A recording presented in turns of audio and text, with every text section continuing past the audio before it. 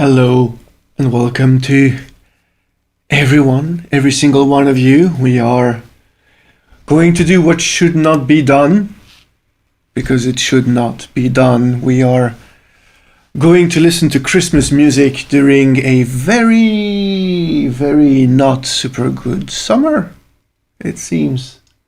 I don't know how is it at your place, but holy shit, here it's been a very shit weather. Like, for real, I spent 2 fucking hours just under the rain today just because, whatever, rain. It is very annoying, but it is fine. It is fine because we do not care much, do we? I don't think we do. I mean, some people do. I can't be mad at that, because some people actually care about, sun too much. I don't mind, it's just that I'm a very simple person. Give me 20 degrees. 20 degrees is really all I need. I do not need way much more than that. Just 20 degrees, I'll be happy.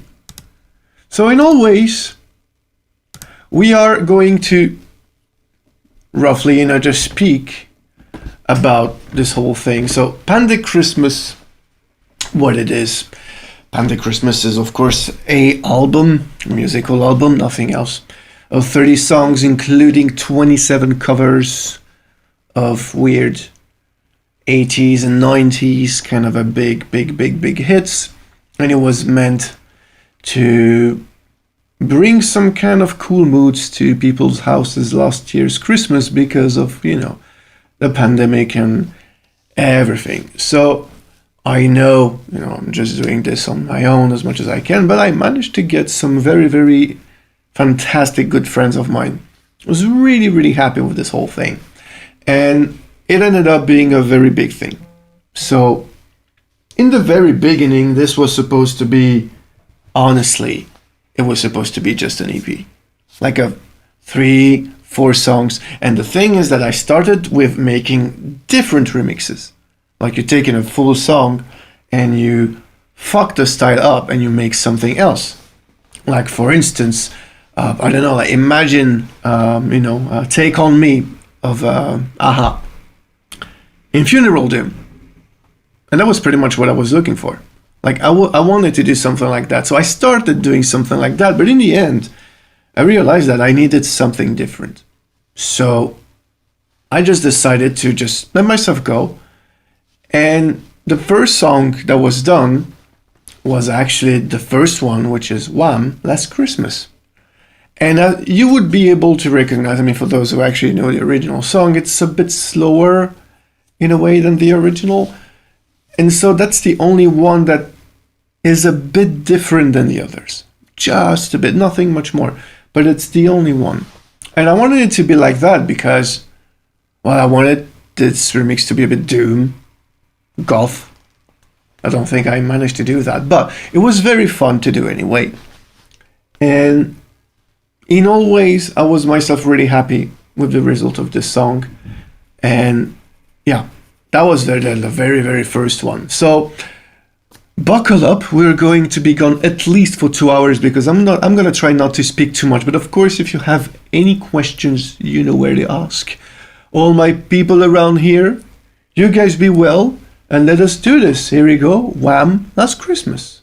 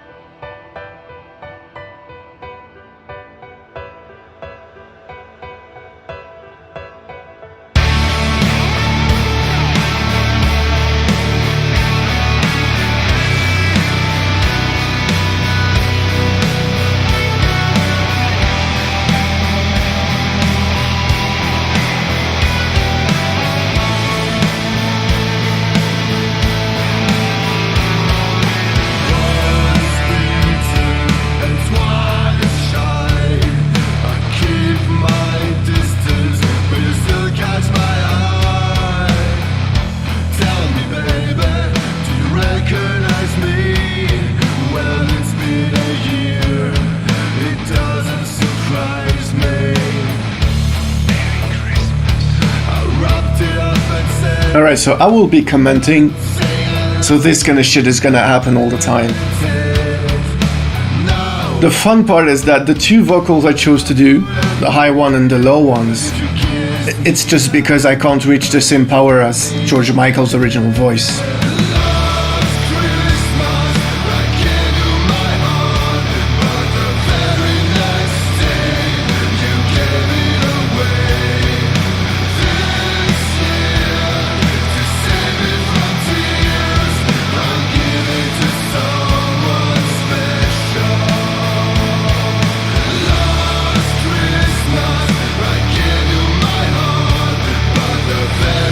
Saying that I wanted to make this like some kind of goth version of it, that is so not gothic at all. While listening to it, I'm like, yeah, that's so not goth. But it's fun though.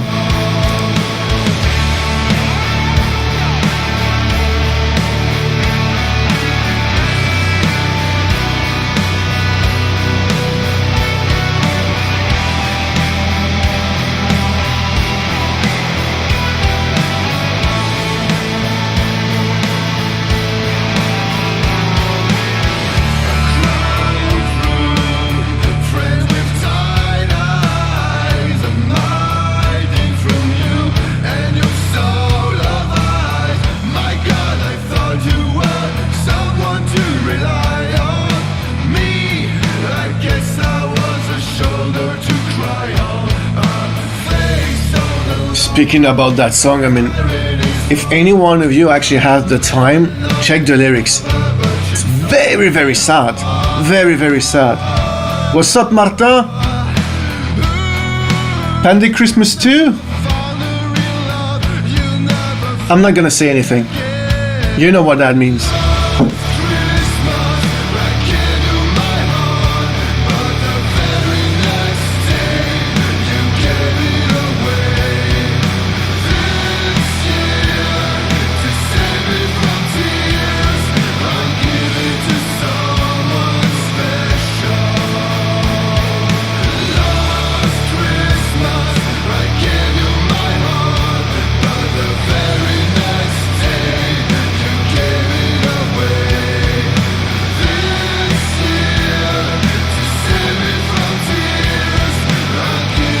Oh, I didn't know there's a storm around here. I don't care, I'm inside, sorry. I hope you will be okay in your train, that you can stream it good. Come on.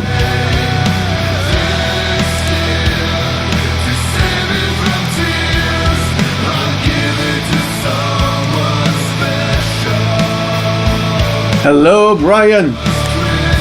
Because yes, my people, I am actually streaming this also on YouTube. In case people want to be also on YouTube. Whatever. Technology.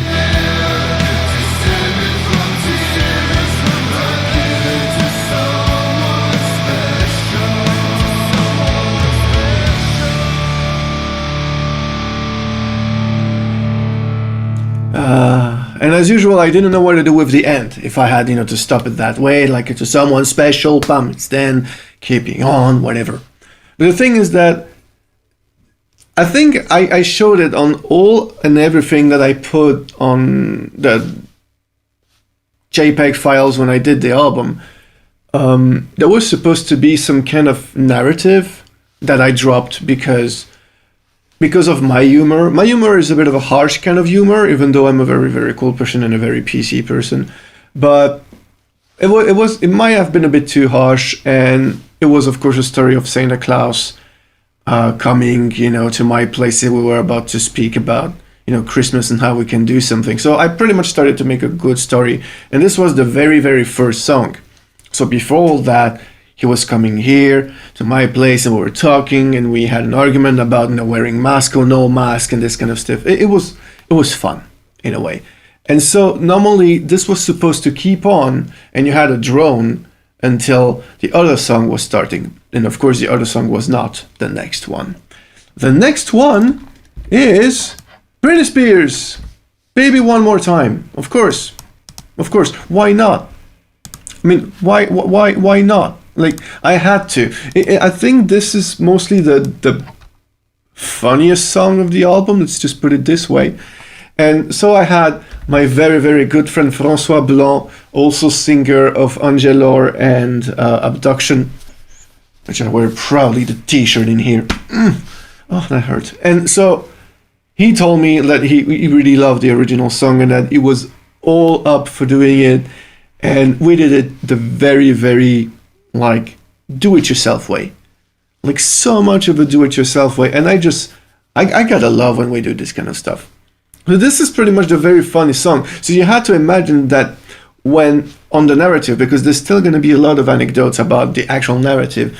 On the narrative, I was actually calling Francois and asking him, like, okay, let's just do that, because I wanted to piss Santa Claus, who wasn't happy that we were not doing enough Christmas songs. And I'm like, come on, Christmas songs don't really, just make people dance no more. He's like, yeah, your modern shit doesn't do that either. And I'm like, okay, just give me one moment. And, just calling Francois and doing it. So that supposedly is me singing with Francois, because there's going to be other songs on actually. It's Santa Claus singing with my voice. I mean, it's fucked up, whatever. Britney Spears, Baby One More Time.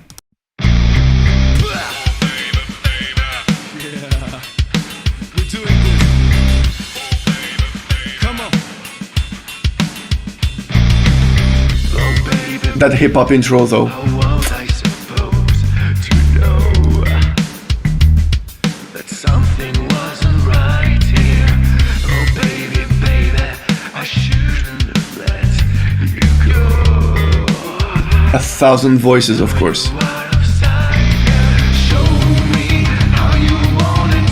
The problem is when you do a female's voice.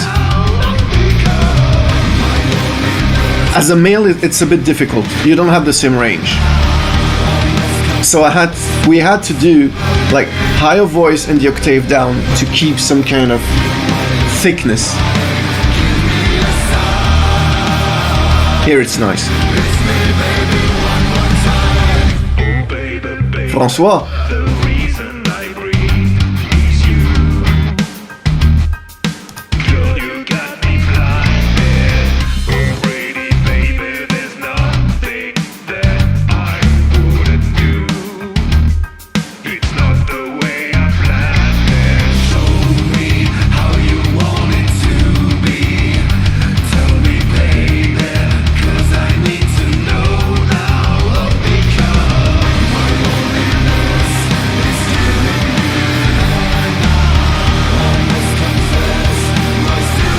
I actually shot a complete version of that song before I had the idea of having François there. And the thing is that I was singing so bad that I'm like, I'm not just gonna... Hey, François is doing so good.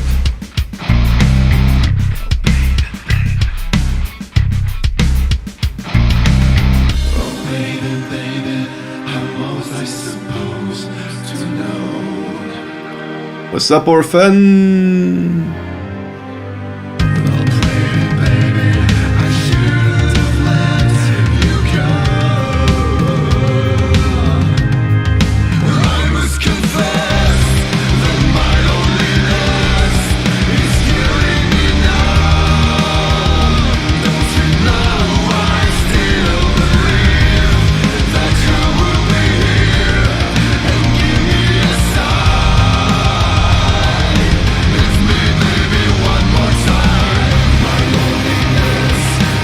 I told enough, there are not gonna be a lot of blast beat in this album.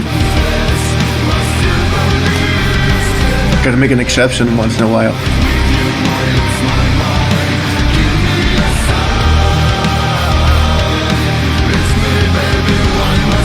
Fun part, in this big thing here, I'm doubling everything with a deep growl. You don't hear it well, especially when I talk.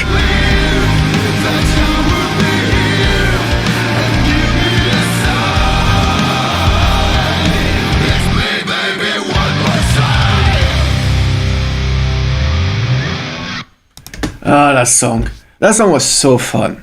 Seriously.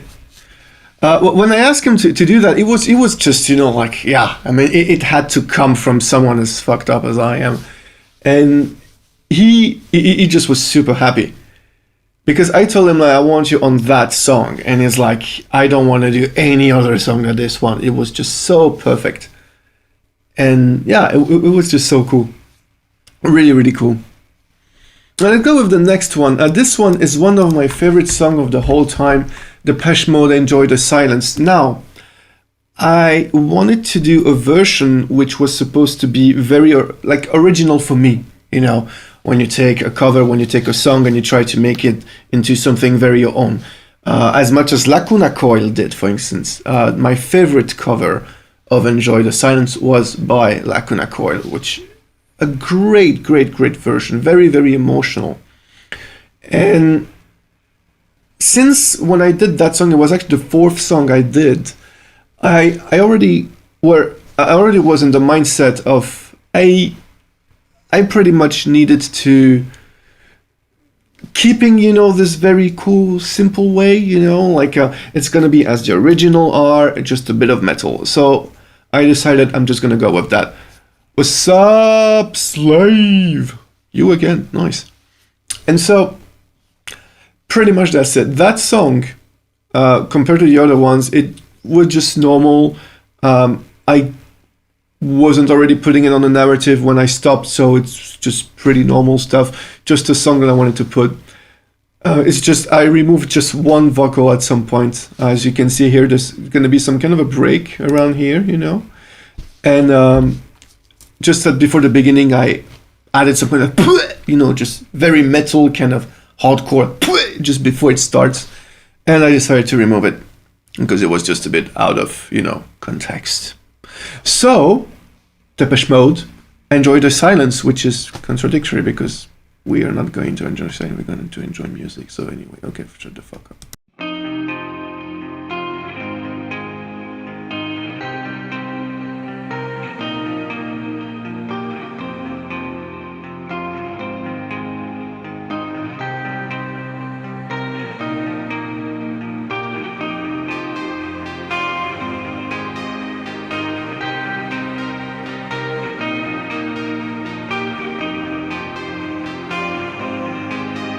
The melody is so fucking good.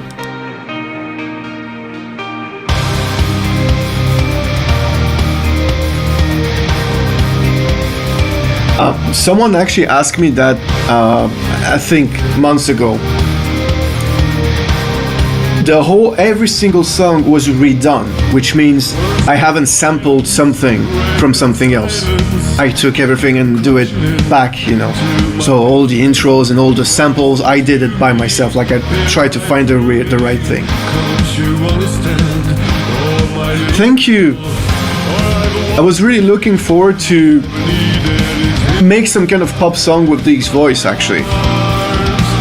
And it really helped me. It really did help me into making it better for nowadays use, with Wolvenest or some other albums.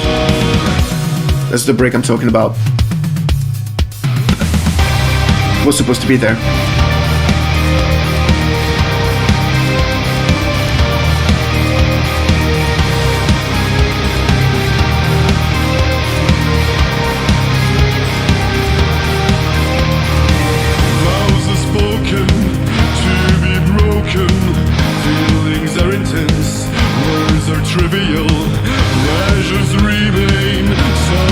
I think this one is one of my favorite on the albums too.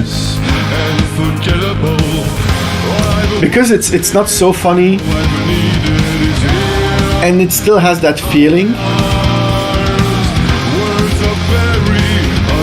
Oh, Slave, you really know that there is a neo-dark shit happening in this.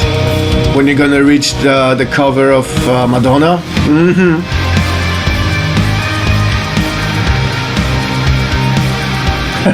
It has been like I received so many times like messages from friends, and they were like, I put that album to my parents, or while Christmas was happening, when there were 4 people and their family and stuff, like I can show this to my parents, to my family and everything. And that was the goal of that. So happy and proud about that. All I've wanted, all I've needed is here in my arms. Words are very unnecessary. They can only do harm. Very difficult voices to be done here. Exactly here. That was fucking high pitched.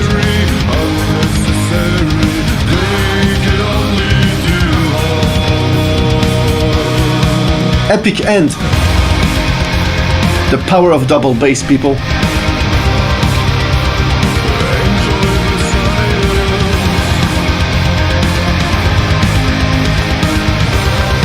Now it's the same version. Come on.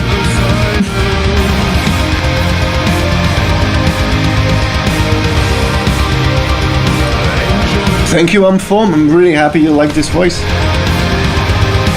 It's the same that I use on Disappear of Wolvenest, actually. I call this my Peter Steele shit. That's true. It can be because of the compression of the stream. Oh well.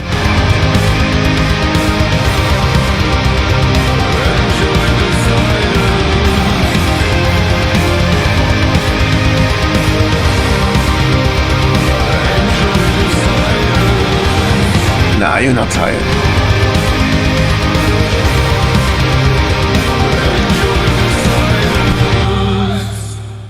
So here, for example, like that's like the perfect example of how not to end a fucking song. Just no end.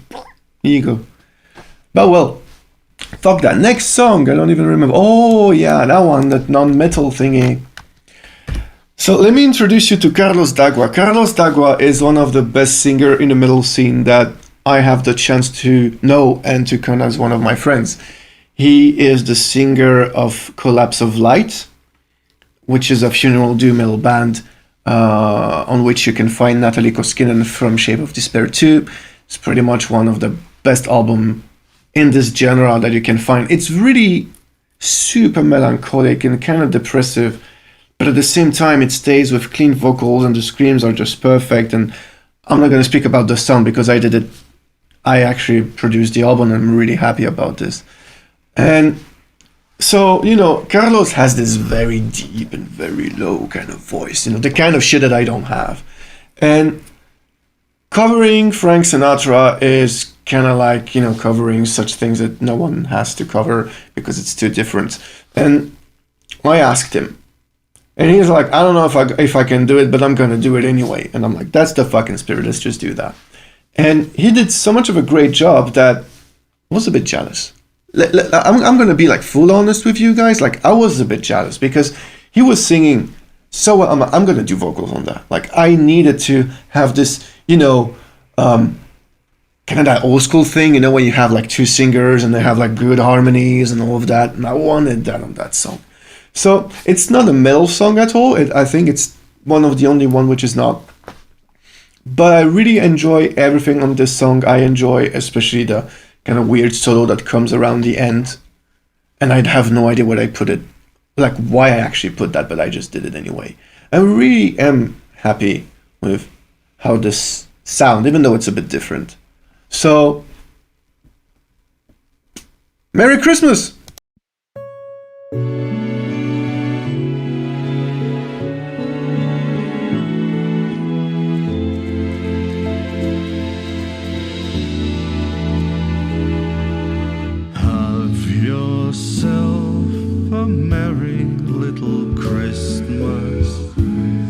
Your heart be light. From now on, come on. Troubles will be out of you just want to hear that guy telling you bedtime stories, right? Come on. Not that one. A merry little Christmas. May the Yuletide give Like I really have such a cute voice compared to him, which is like manly. all our troubles will be miles away.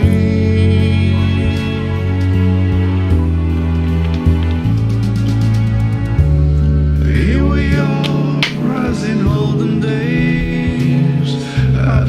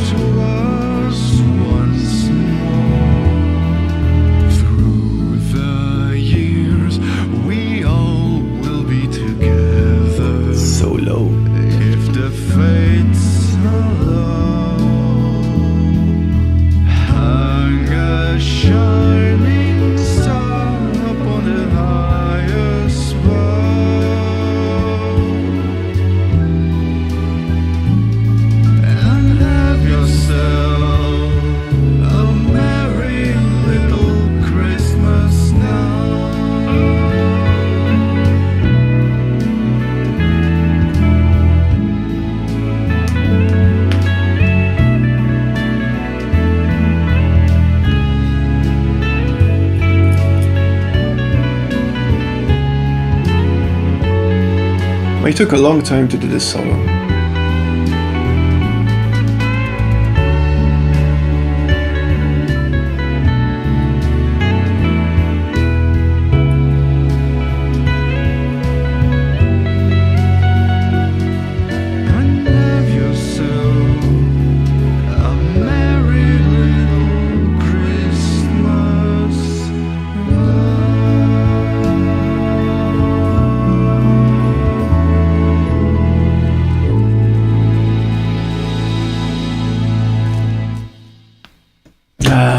God damn it.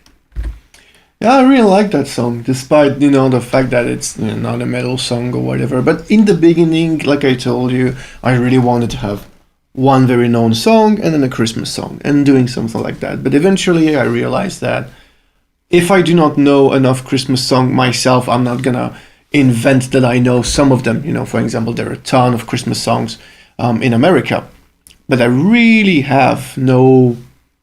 I don't want to fake shit, and I think that this is exactly why. I wanted to do songs that I knew, because this is very selfish too. I know that I did this for people in a way, but it starts with me, I need to be happy.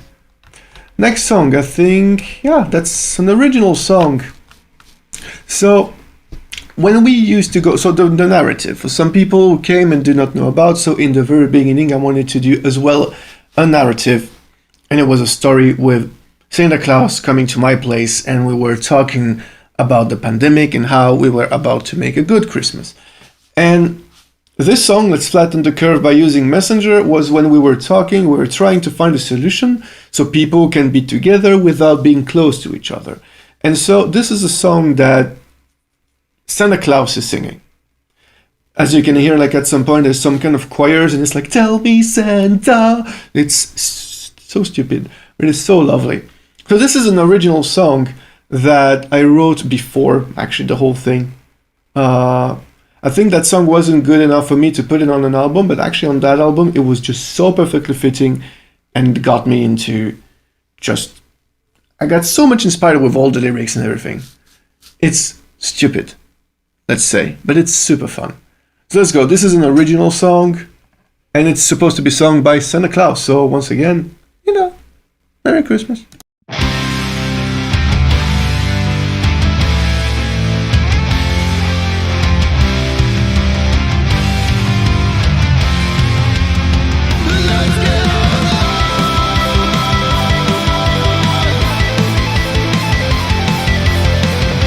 That guitar solo is not played. It's a keyboard. And the very first thing was, let's get online. I'm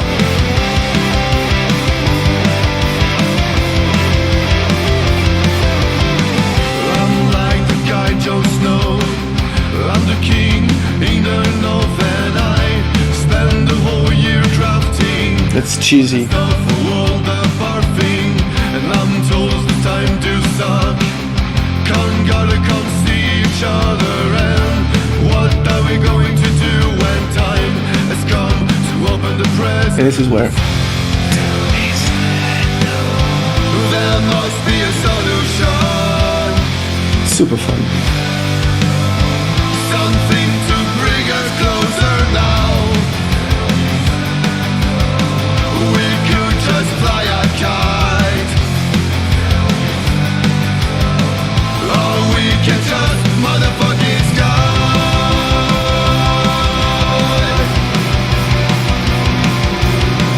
Let's use the technology. What's up, Viber, baby? Let's use the technology. What's up of Viber, baby? And now, Let's start in the second curve. the title. Using Messenger. Stupid. You see, it's not so hard. Phone Wi-Fi and connect yourself now. And if you're in a bad zone, sorry, move And if you're in a bad zone, sorry, move around with your phone. mind the disconnections. We'll always find a solution. You don't need the latest iPhone, as long as you are in the zone. There must be a solution. Yeah, streaming kills batteries. Sorry, man. Think to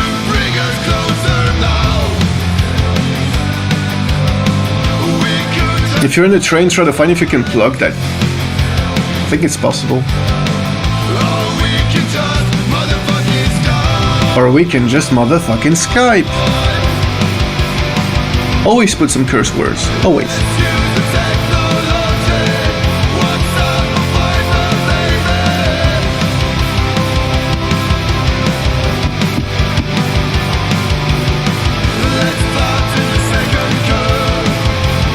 And second, not played solo.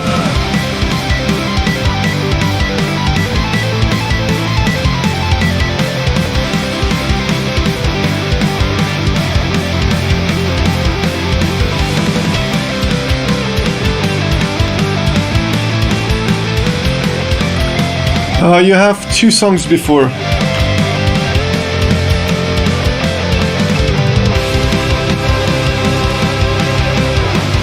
Herman Lee. That's too slow for him. Blast beat.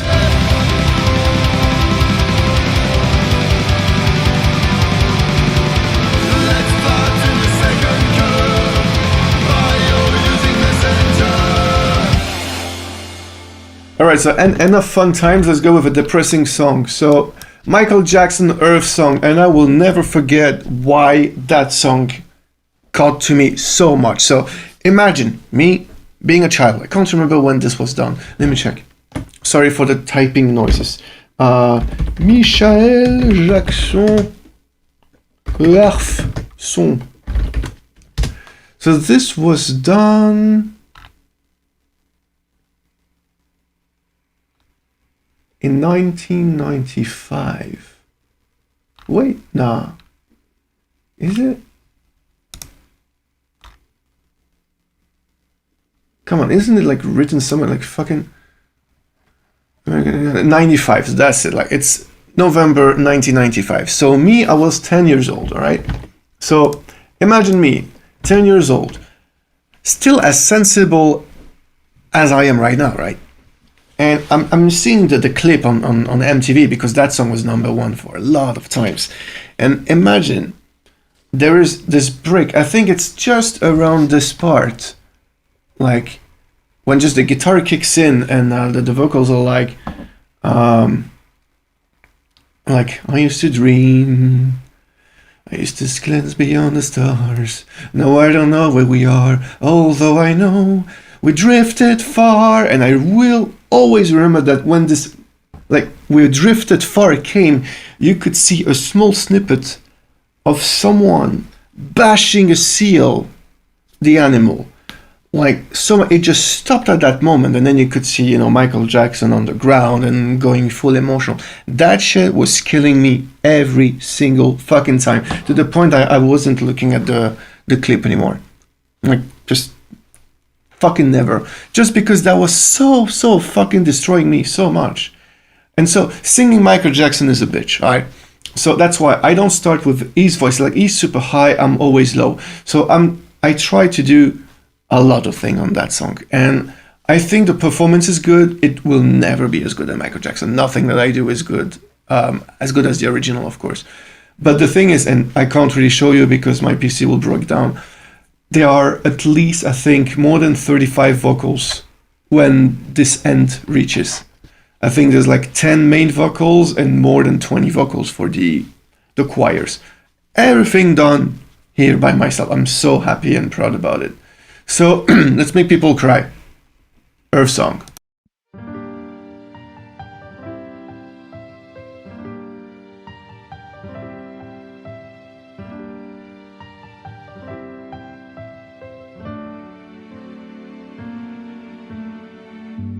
What about sunrise?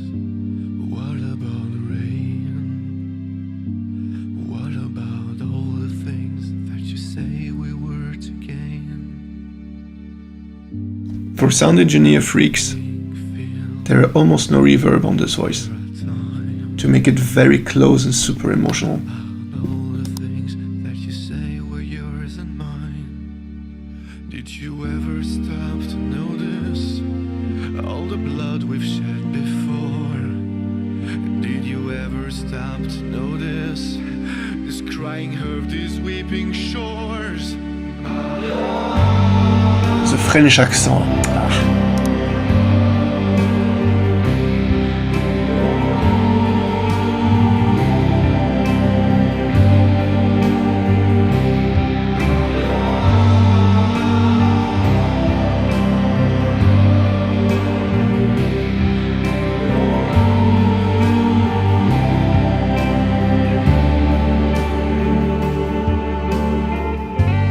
What have we done to the world? Look what we've done. What about all the peace that you pledged your only son? I also realized that that song is a very Christian song by reading and understanding the lyrics. I had no idea. All the dreams that you said was yours and mine. Did you ever stop to notice all the children dead from war? Did you ever stop? That's my boy. This crying of these weeping shores.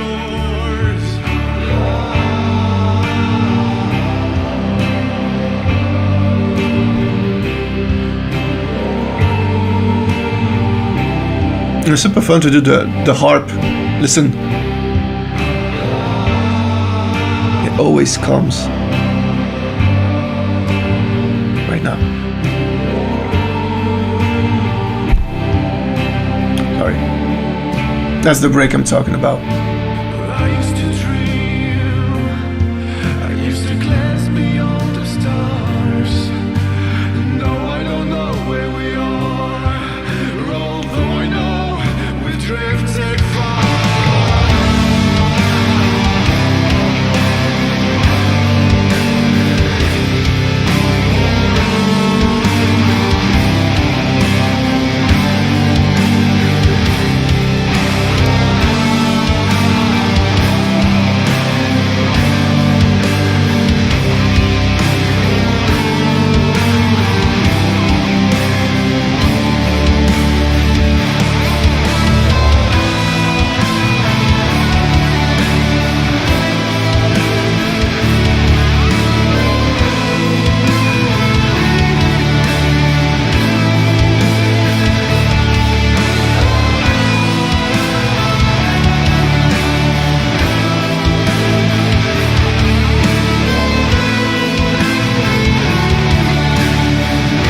There are 10 main vocals.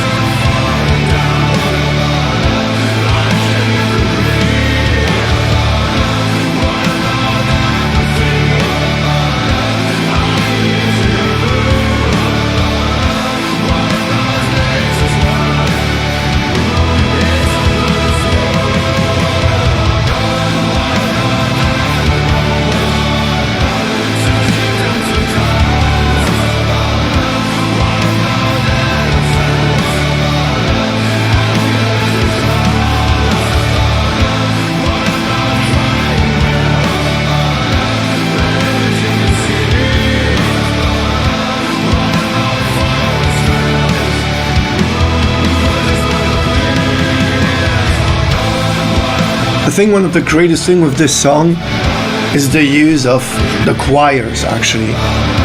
How he managed to take all this gospel and very Christian kind of, like, let's welcome each other, let's help each other, you know, feel to it. I think this is why it was so emotional.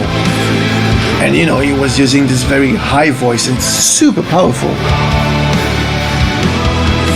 It was very difficult for me to do this. That's why there are 10 vocals. I'll try to tell you which ones afterwards.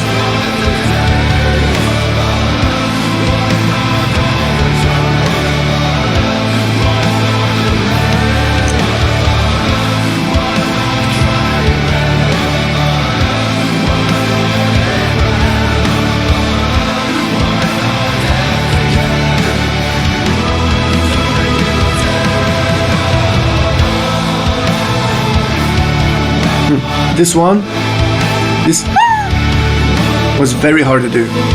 I shit you not.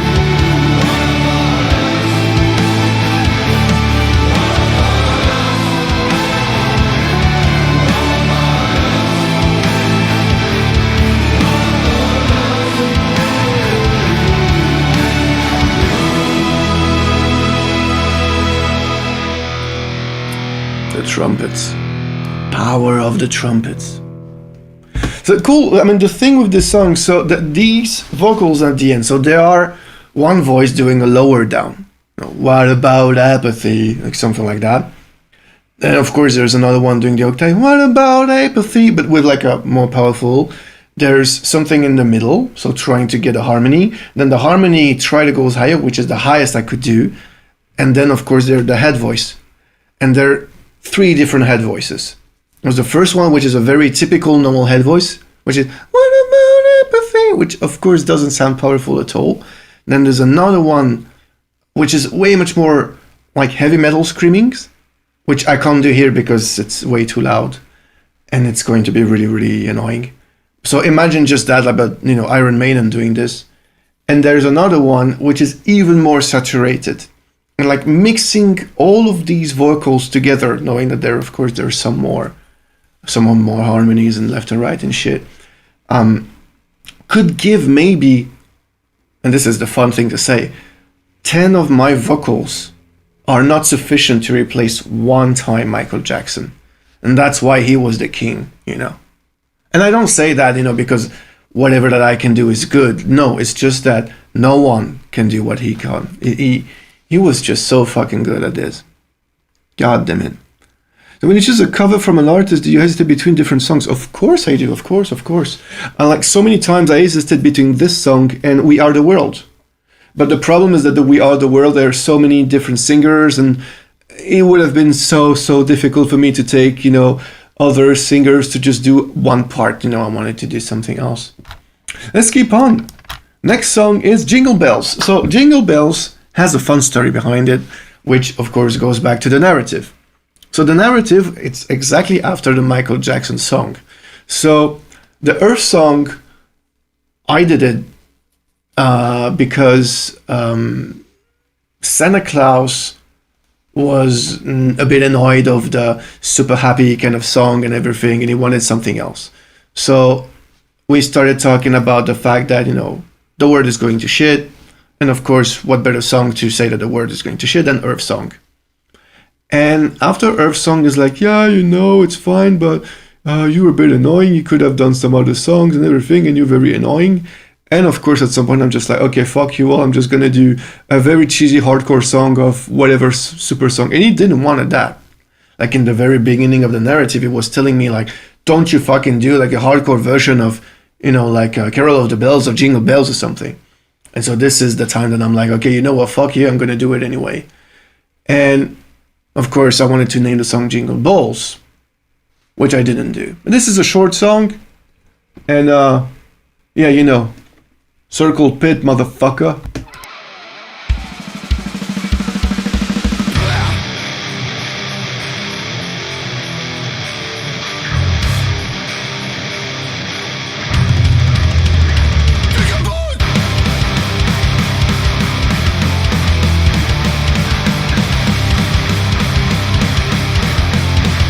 The vocals are one shot, apart from the chorus.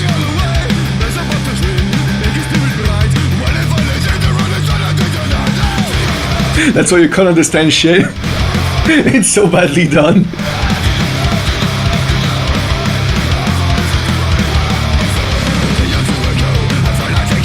Thank you, Necro Lebo.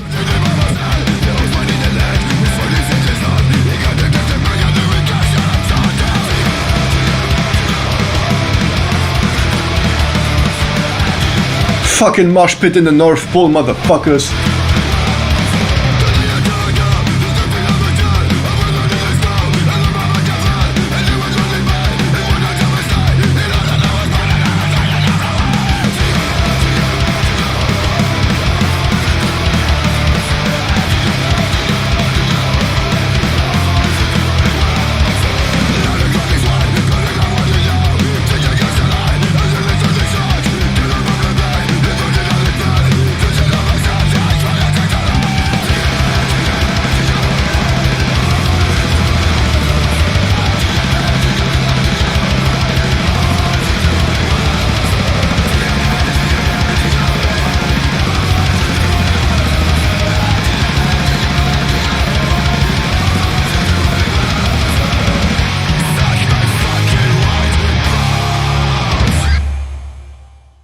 All right, so just to make one thing clear, at the very end I say suck my fucking white balls, and I'm of course talking about snowballs. I realized afterwards that this could be taken the very wrong way, but it's not. I'm just talking about snowballs. Just snowballs. All right, snowballs. All right, so the next one is pretty much the very first song that when I decided like, okay, this really needs to be like good and topped. So Coolio's Gangsta's Paradise. So you know me enough, so you know that I love so much hip hop. It has been, it's been my first musical love from the very beginning, like way before metal, before blast beats and all of that. And Coolio's, it has always been, so much of and especially that song and the movie Dangerous Minds. It has always been, something that I was always looking forward. And at the end, I'm like, can I cover this? I'm like, of course I can cover that. It's not an issue. But covering this, like I told you before, I wanted to do songs which could be recognizable. So I'm not going to put my own style in it. And of course, like covering hip hop, it's not really good in a ways that, you can't take the same lyrics and the same thing. It's not going to mean something to me personally. But the thing is, here, I really tried to, and I did mimic Coolio so much, because that's pretty much what I wanted to do, I wanted to mimic him and trying to give my own way of doing this kind of emotional kind of hip-hop thingy. I mean, I don't know. And in all ways, the thing with this song, I did it in 2 times. So as you can see, you will hear there are 2 vocals at the same time. It's 2 shots. And there is 1 time that I fucked up just 1 line and I just had to redo it. Just 1 small line. I am really proud of the performance on that song. Apart from the clean singing is not super well because I don't have the voice of LV, which is such a beautiful voice, but I just couldn't reach that. And of course, this was the first song that we released on the internet with Vincent Kreider, the drummer who actually took part in a couple of songs. So here we go. Let's hip hop, motherfuckers. Gangsta's Paradise.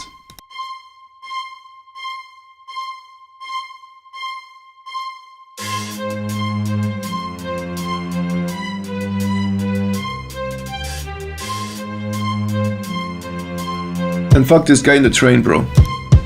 As I walk through the valley of the shadow of death, I take a look at my life and realize there's nothing left. Cause I've been blasting and laughing so long that even my mother thinks that my mind is gone. But I never crossed a man that didn't deserve it. Maybe treated like a pawn, that's unheard of. You better watch how you're talking and where you're walking, or you and your homies might be lying to chalk. I really hate the trip, but I gotta look. As the crook, I see myself in the pistol smoke. Fool, I'm the kind of G the little homies wanna be like, on my knees and then I say pray in the street light. Been spending most their lives living in the gangster's paradise. Been spending most their lives living. This song really hits you in the feels. Like it's so close to the original that I feel like it's kind of like the original to me. It really brings me back.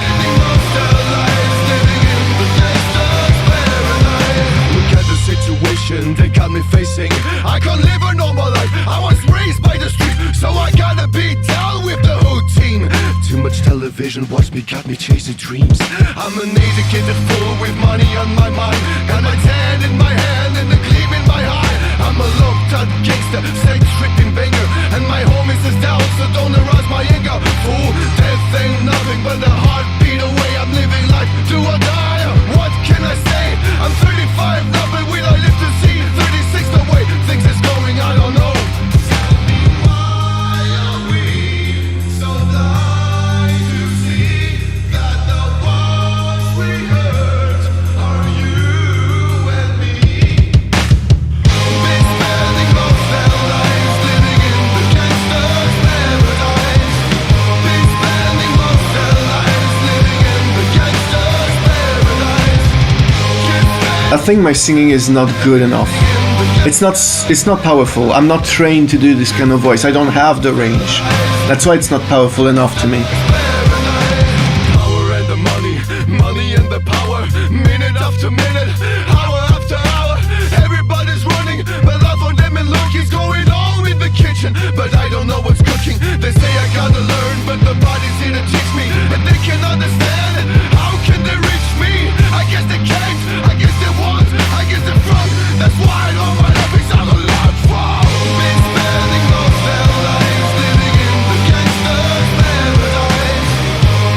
Oh man, that's a one shot of Vincent. One fucking shot, and I didn't edit shit. He's so good. Vincent, if you're watching this, I fucking love you.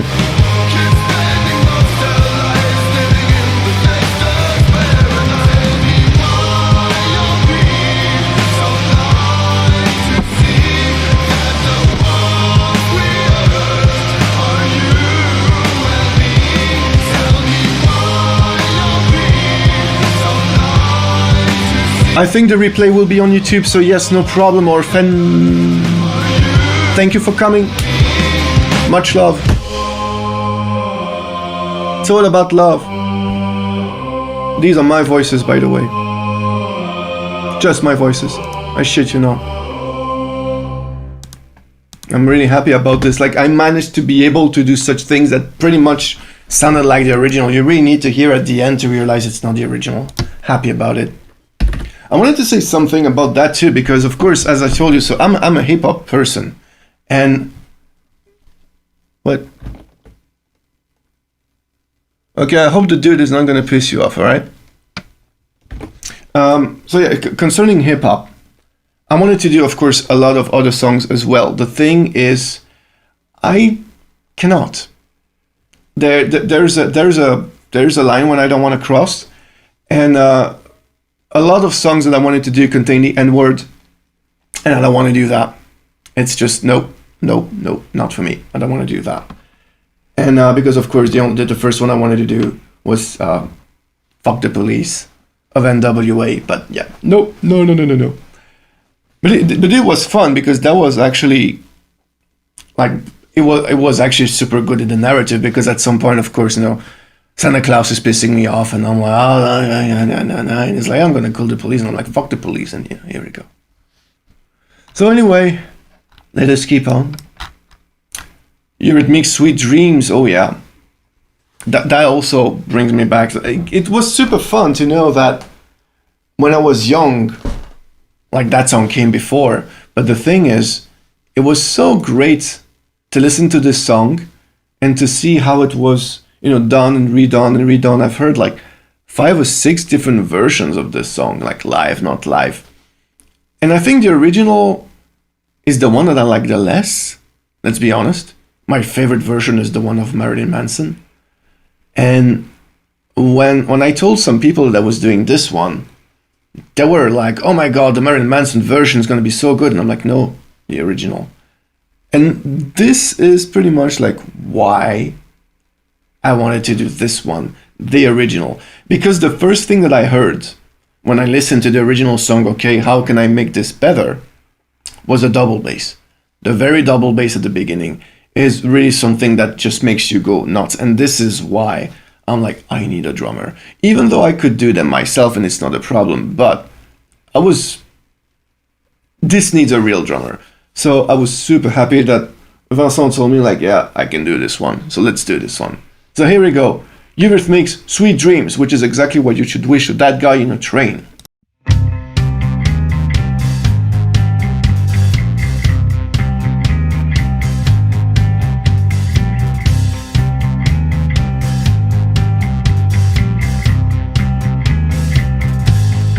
Un immense merci, Jérôme. Merci vraiment.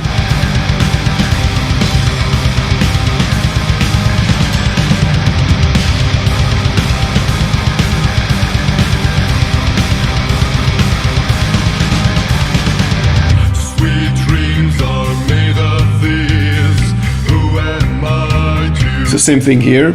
It's supposed to be a woman singing, so low and high voice together to kind of make it okay. Everybody's looking for something. Some of them want to use you. Some of them want to get used by you. Some of them want to abuse you. Some of them want to be abused.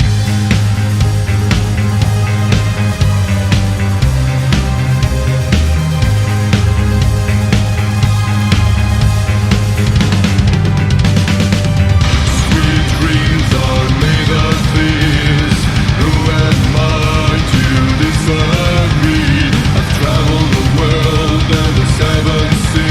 course, the drums were a one-shot from Vincent again. That guy. Like, you can actually check it. Like, he has a YouTube channel. Just type Vincent Kreider drums, and you will find like 4 songs that we did together on this that he was doing the drums on. It's always a one-shot, no edits.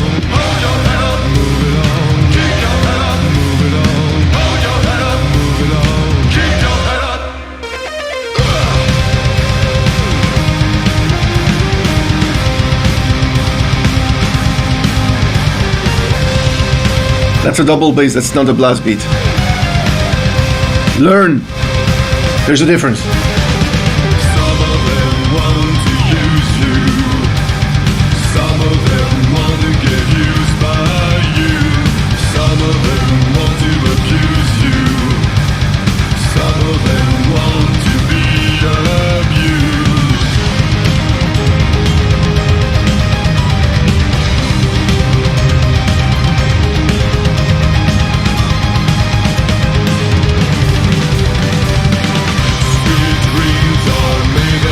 That drum fill, come on. Who am I to disagree? I travel the world and the 7 seas. Everybody's looking for something. Sweet dreams are made of these. Who am I to disagree? I travel the world and the 7 seas. Everybody's looking for something. And I decided to make this end. Oh yeah, you have to know also, Vincent actually learned everything in what, a couple of weeks maximum, or just 1 week. I gave him the song, like, okay, just do whatever. He's like, I'll do whatever you did. And I did some examples. But of course, I changed a bit the song, like especially this one with the and the double bass. He like, yeah, no problem, go do it. And he just fucking nailed it to the maximum. Like, it's not even fun. That guy. Oh, orchestral maneuvers in the dark. Enola Gay. If anyone remember, everyone knows that song. Everyone knows the theme of the song. And I had no idea. I remember Enola Gay, but I had no idea it was the band was Orchestral Maneuvers in the Dark. And holy shit, how much I love that song. So this was a super funny song to do. I just shut myself around this very end here. There's a very super high voice that I had to do 5 times, and at the very end there's a voice that I fuck up, and I just left it because fuck, I just couldn't do it. It was so high, my voice was broken. Well, like broken to the maximum. Like, okay, fuck that shit. So Merry Christmas again, and Lola Gay.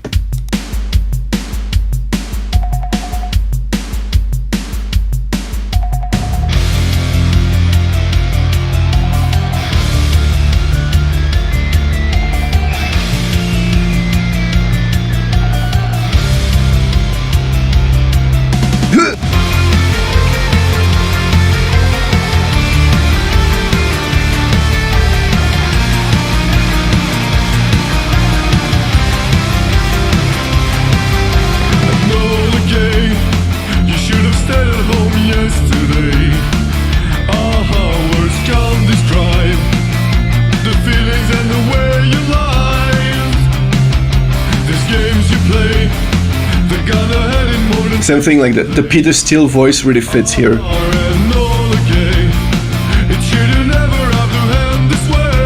And the French accent again.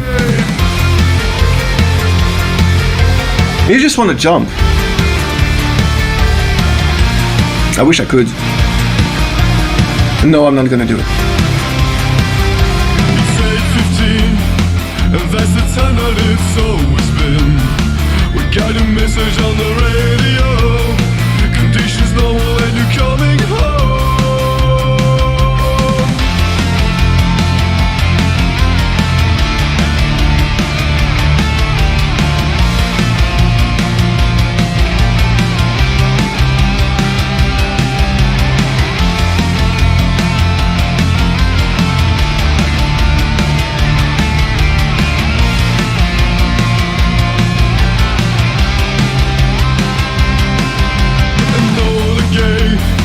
Is mother proud of little boy today? That kiss you give, it's never ever gonna fade away.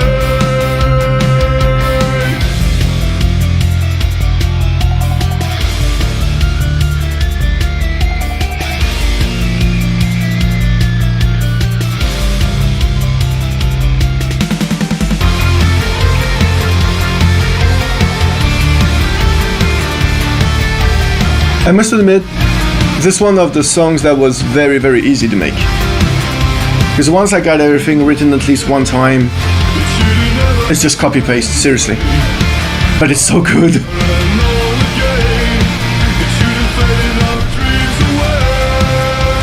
This is when I fuck up. A very high voice in the end.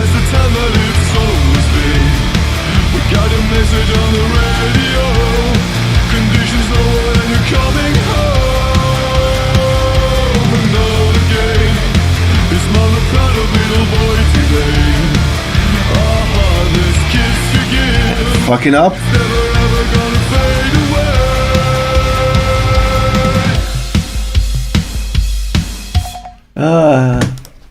Fucking up is always fun. Yeah, the new wave actually is so cool. And yeah, yes, we can definitely understand your English. It's perfect, honestly. That's the greatest thing with English. We can understand almost everything. The new wave, that was something that I wish that I could, really, really live. Of course I couldn't. Of course. Born too late.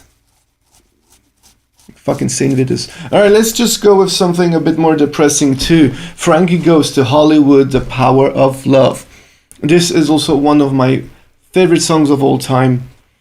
And if you guys don't know Frankie Goes to Hollywood, it's the guys that made Relax, Don't You Wear, When You Wanna Go Anywhere, which supposedly I would cover one day because this is so much of a good song too. But this thing... Alright, see you, Martin. Thank you for coming. Take care of yourself. And so Frankie Goes to Hollywood. Like, that song is kind of a super powerful love declaration. So magnificent. And redoing it my own way, because I think this one is the most emotional song on the album, I think. And this, covering it really made me proud of it, because this, to me, even though it really feels like the original, it's the same thing, I put my soul completely into it. Like, so much. Like on the like almost on every, song that got a bit more emotional, like the Michael Jackson ones. But this one is the ones that I could be the most proud of in terms of, yeah, I made this mine in a way. So here we go. This is a pretty long song. Frankie Goes to Hollywood, The Power of Love. I'm a very bad MC though, I'm sorry.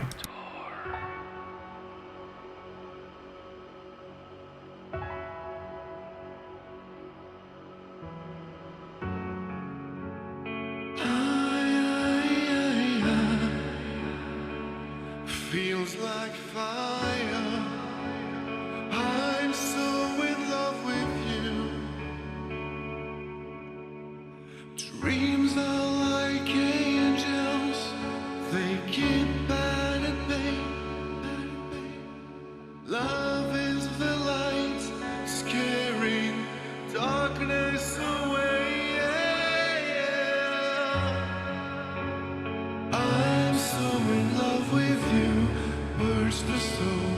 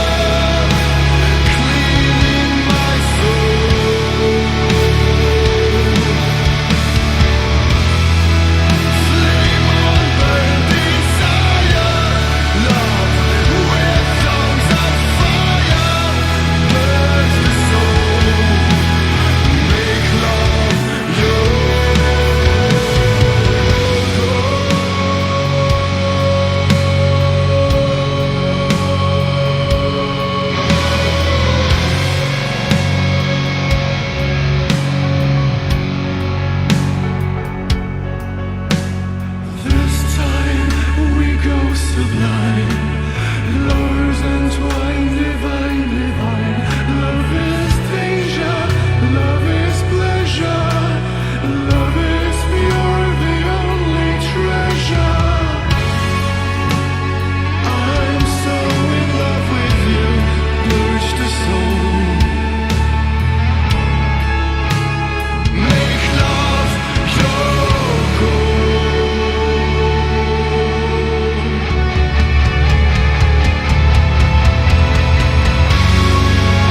The power of love, a force from above, cleaning my soul.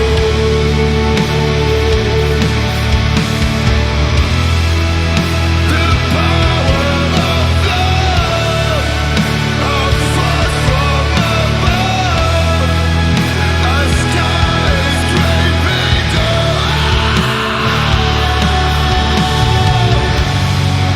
flame on burn desire, love with songs of fire, burst the soul, make love your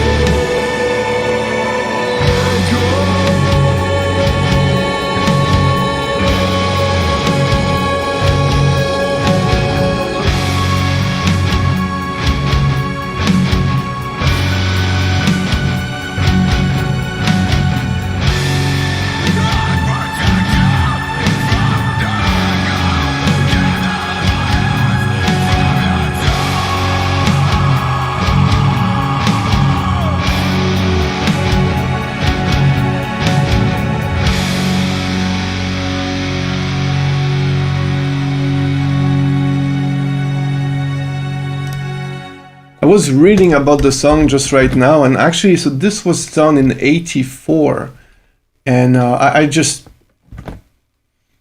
remembered that. Like, I was minus 1 years old. God damn it! What's up, Lemon? Yeah, that song really gets to me so fucking much. Like, that's why I didn't spoke during it. I mean, like, just fucking listen to it and just shut the fuck up.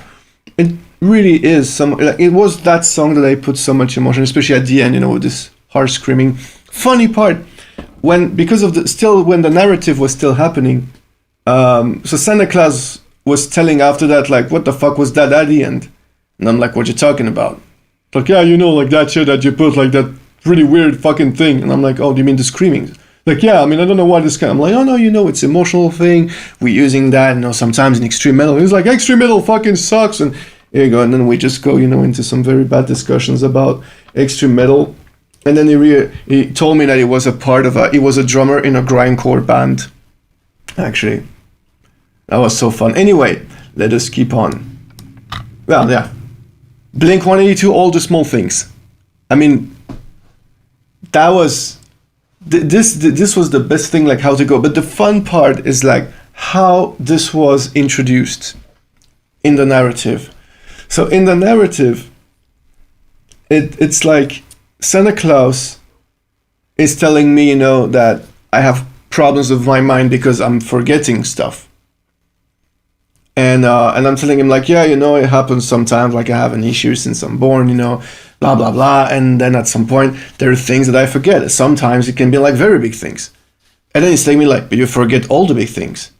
Oh, yeah, but not only. It's like, yeah, you can forget, like, all the different things. And I'm like, and on what? I was like, what? And I'm like, all the small things! And I just, you know, launched the song, and here we go. It was way funnier in my head. Way funnier. So here we go. Let me do some very, very bad kind of punk pop thingy. But it's super fun, though.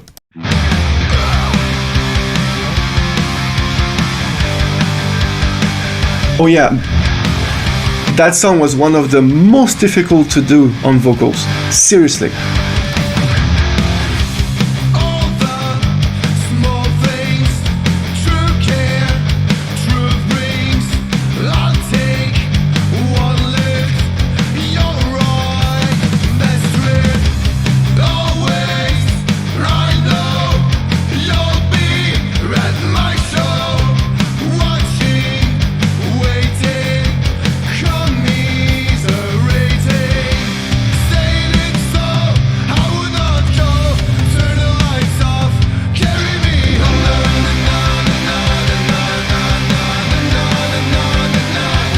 Yeah, that's exactly. It's a very happy song. And as you really understood, I really like to put happy songs just after a very, very destroying one. So that was just perfectly fitting. You make people cry and then you make them dance. And at some point you make them dance while they cry.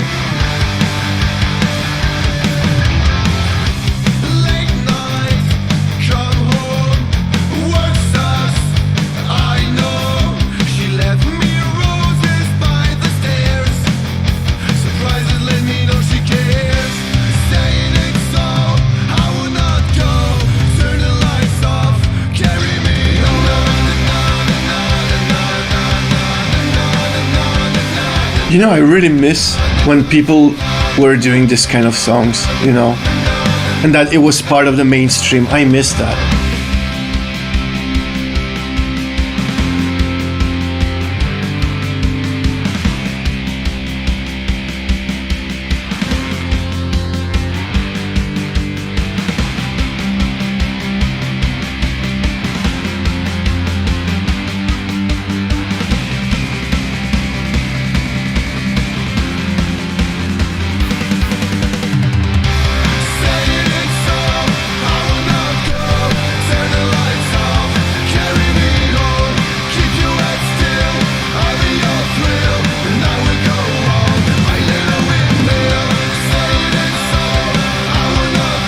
Oh yeah, when the video was making fun of boys bands and shit.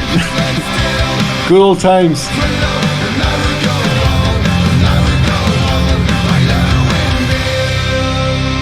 There is something that I would never understand on this song is like that very end. And I will go on my little windmill. So he's talking like we understand that he's talking to a girl. He's saying like my little windmill, which is why? Why are you saying my little fucking windmill? I don't understand that shit. Whatever.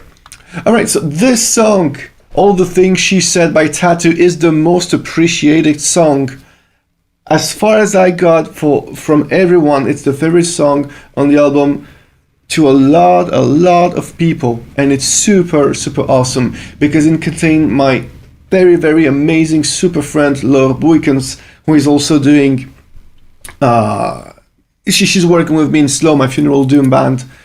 And God, I'm so happy that that song existed. And the thing is, I wanted to do that song, but it was like around the end.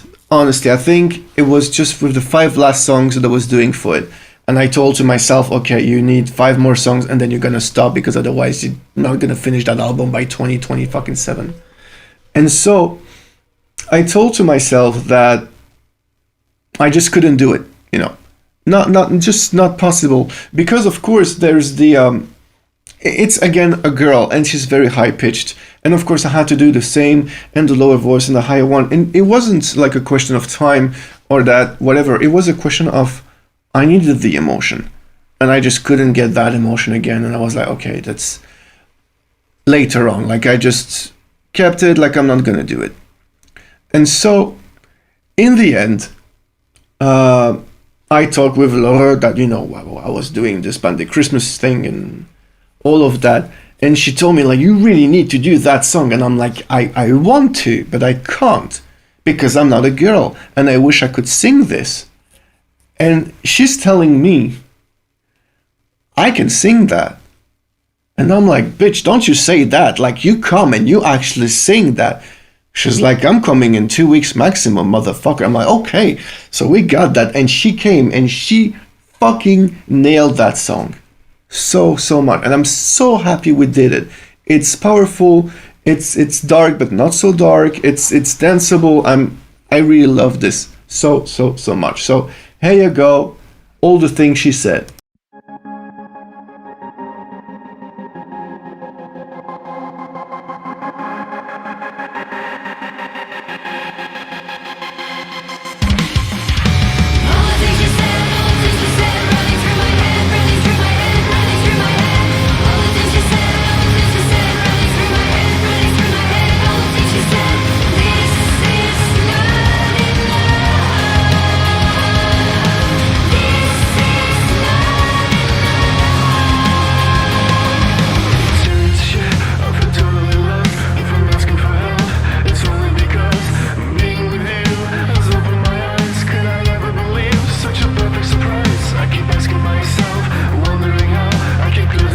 Indeed, there was some kind of controversy because you could see them kissing and, you know, Russia, and, you know.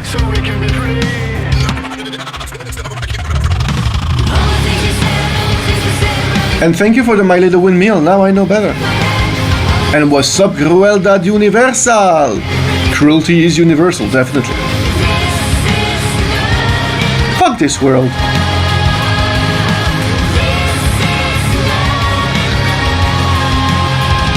Solo.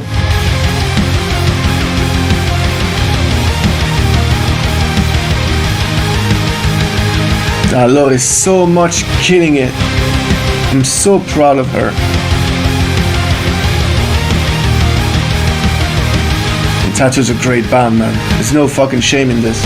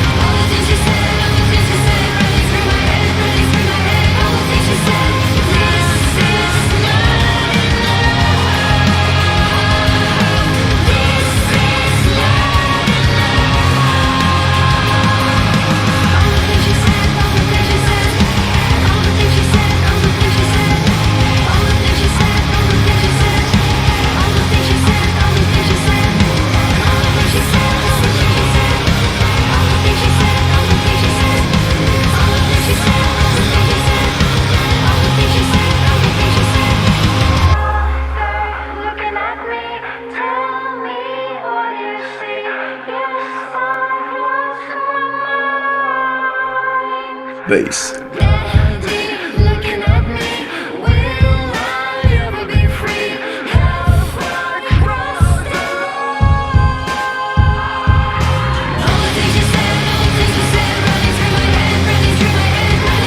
Oh, I understand you so much. I'm happy that it happens. But yeah, it's a very powerful song too.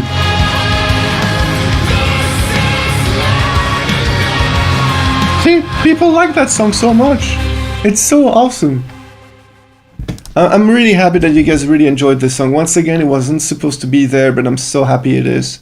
So happy. It's, I don't know how to explain that, you know, like, Laura's been, you know, in my life for quite some time, and I've always wanted her to sing with me on something, you know, that we're not just making an album or something so big, you know, and this, so glad that happened. Alright, let's get to the dance, people. This is Backstreet Boys, everybody, Backstreet's back. Alright, so that was the one that really made people dance so much. They were not really thinking about that song is gonna happen. I'm so happy that it did, because that song just made me fucking dance so goddamn much. And the only thing that I added, so the very first verse is something that I wrote myself, just because I wanted to. I didn't want to sing whatever he was singing because I was thinking it was too cheesy, so I'm like, let's make it Christmas cheesy. And I decided to add this hip-hop part around the end, because I'm like, fuck that, I do whatever the fuck I want, it's my own shit. And I'm really happy that I did. And this is really, it's still like super Christmas in 2020 related, honestly. Like, I think, let me just think if I can remember the lyrics of the hip-hop thing.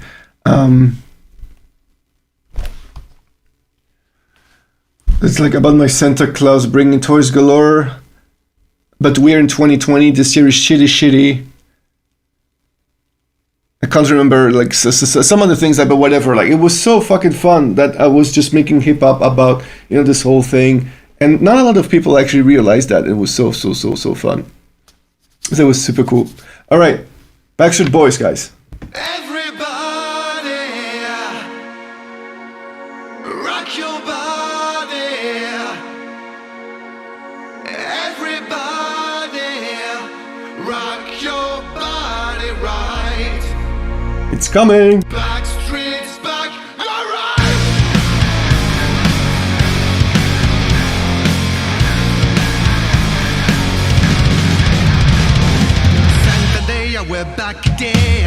Vincent again.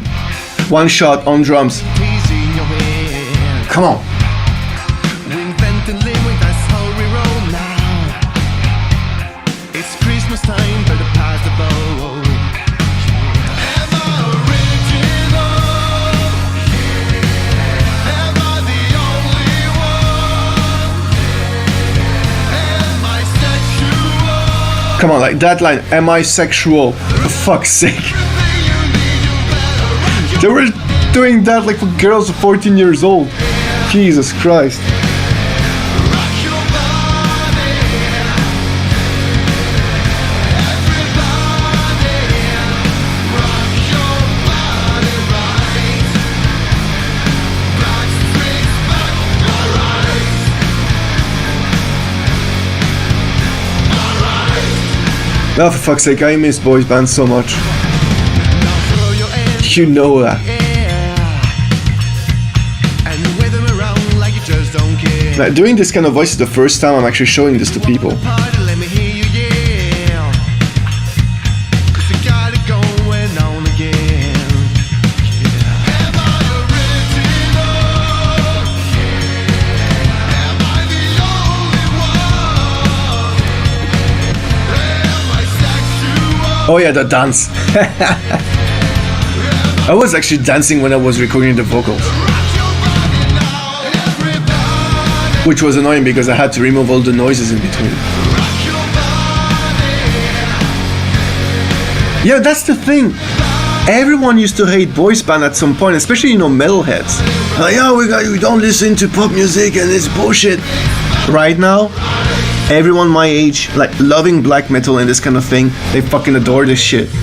We're all the same people. We are weak. Hip hop. Listen up.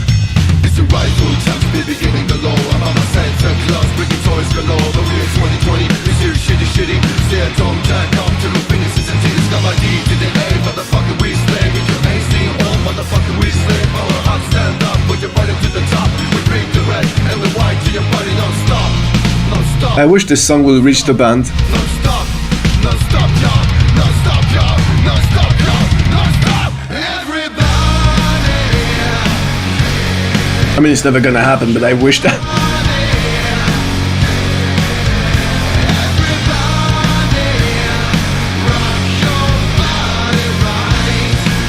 Oh, I used to love boys bands so much.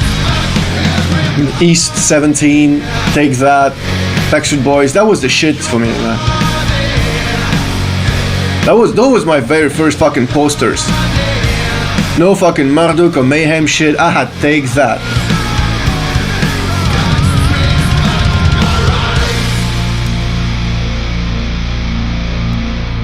Ah, Christ. Alright, so this next song, my people, NSYNC. Oh, Emanate! Oh, Emanate! Oh, that's so, oh god, I forgot about them. God damn it. So the next song is a short one. Oh, god. So, Carol of the Bells. I love that song, the original thing or whatever thing. You can have it like in different things. I remember hearing it the first time in Home Alone, the movie, and I just love this song so much. The thing is that I never liked New Kids on the Block, by the way. I tried that, but it was never my good shit. Do you have this song on when it's on anywhere? No, I mean the thing is that the whole album is available on Bandcamp, and it is on YouTube too. And there's another video on which there's Vincent drumming and I'm singing, which is on Vincent's YouTube channel. But that would just be it. You know, it's I can't sell that. I don't want to sell it. You know, it's just there to make people happy. So it is there. I mean, if you can get it, you know, to AJ, because I remember AJ was my favorite. I mean, no, I'm lying. Like Kevin was my favorite because it was the dark-haired one. Like in my mind, it was a dark-haired one, and everyone was telling me like, "No, you're Kevin because you're not saying shit. You're always in the background." But I really loved AJ so much. Anyway, so this in Carol of the Bells, try to make it like the challenge for me was like I have to do this only with vocals. So this song is, how long is it? 1 minute 16. took me, I shit you not, 6 hours to do. 6 fucking hours. It was the only song that I did in one day, because normally I was trying to do 2 songs in one day, from getting up until, you know, mixing it and everything. Like I was working something like 16 hours a day, getting up around 9, starting working at 10, finishing vocals at 10 in the evening, and finishing mixing everything around midnight, 4 a.m. depending. And so this was the only one that really took me so long, because 6 hours, and after that I'm like, I can't do any other song. I really am super happy about the result though, because it's just vocals, it's just a cappella, and you really have, you know, left and right and different vocals. I still believe it could have been way better, but I decided to stop. And it's not many vocals, actually. I think there's just 12 vocals maximum, I'm not sure. But anyway, enjoy this very short song. And after that, ladies and gentlemen, we're gonna go with one song that hasn't been released. I promised you some cool shit. This is one of the cool shit. I just have 2 cool shit, let's be honest, but this one is. Alright. And Spice Girl, where's the shit? Spice Girl is the fucking shit. I fucking love Spice Girls. Way better than Destiny's Child. Even if Beyonce is awesome. Carol of the Bells. Hark of the bells, sweet silver bells, all seem to say, throw cares away. Christmas is here, bringing good cheer to young and old, meek and the bold. Ding dong, that is the song with just for real, oh caroling. One seems to hear words of good cheer from everywhere, filling the air. Oh, out the pound, raising the sound, or here and there, telling their tale. Gaily they ring while people sing songs of good cheer. Christmas is here, merry Christmas, merry Christmas. Home on the sand, oh, with an end, they joyful tone to every home. Hark of the bells, sweet silver bells, all seem to say, throw cares away. Christmas is here, bringing good cheer to young and old, meek and the bold. Ding dong, that is the song we've just for real, oh caroling. One seems to hear words of good cheer from everywhere, filling the air. Oh, out the pound, raising the sound, or here and there, telling their tale. Gaily they ring while people sing songs of good cheer. Christmas is here, merry Christmas, merry Christmas. Home on the sand, oh, with an end, their joyful tone to every home.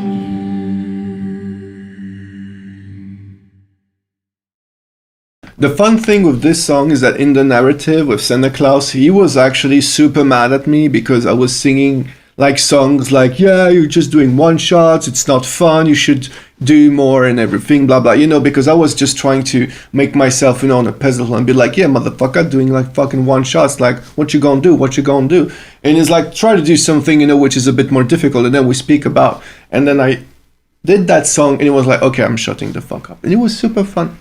Because of course, I mean, if I was doing that, it was, you know, also, you know, getting me a bit of on a pedestal or something. So my people, the very first song that I'm going to show you out of 2 of the 4 songs that I didn't keep, because, yeah, I mean, I'm not going to show you everything because I'm showing you things that I think could be okay to show, is a song that wasn't kept, and this is Papa Roach, Last Resort. So why I didn't keep that song? It's very simple. I think it's good. I think it's not awesome. I redid the hip-hops too. I didn't like them at all. What you're gonna hear right now are... It's just a mix, so it's not like mastered or whatever, so the volume is gonna be a bit below. The vocals are not like super well done. I think it was my 2 or 3 shots, but it was not the best ones. I mean, normally I was doing a couple of them until I could be a bit happy, and then I'm like, okay, I'm gonna focus, but there, it's not good, all right? It's not super awesome, but it's fine. But once again, I wanted just awesomeness on that album, so I didn't keep everything. So, here we go, Papa Roach, Last Resort. Cut my life into pieces, this is my last resort. Suffocation, no breathing, don't give a fuck if I cut my own bleeding.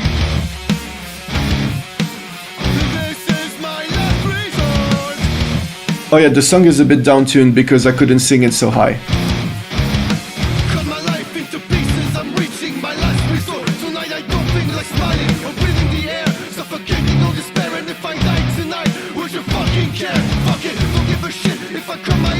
bleeding out. There's nothing wrong with me, it's all about the people out. Mutilation's out of sight, and I'm contemplating suicide. Cause I'm losing my sight, losing my mind. Wish somebody would tell me I'm fine. Losing my sight, losing my mind. Wish somebody would tell me I'm fine.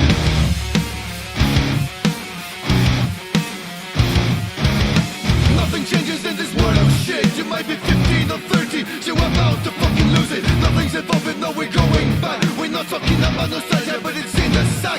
Fuck it, I'm bringing life all around my people. But everyone is fucking different and they have a reason. Can it be that even your God is chosen his side? That's why we contemplating suicide. Cause I'm losing my sight, losing my mind. Wish somebody would tell me I was really trying to imitate the singer kind of typical way of doing hip hop, but I can really hear that it's a demo, you know.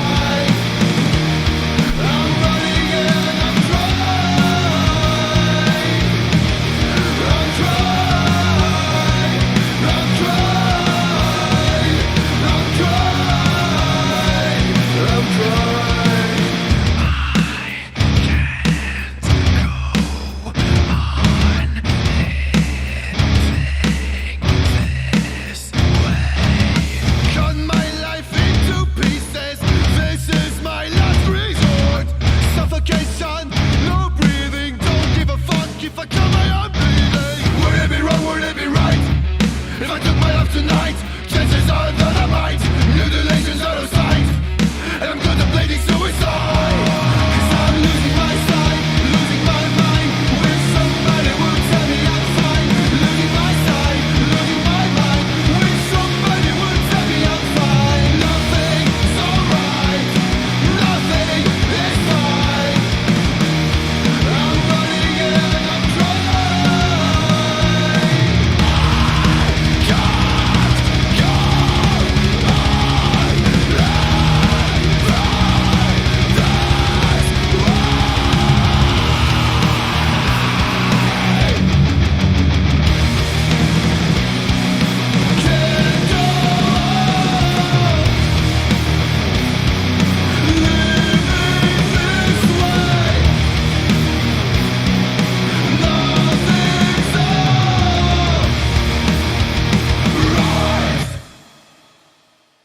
So yeah, I'm not like 100% happy with that. That song is just for you to know, was a very big hit too.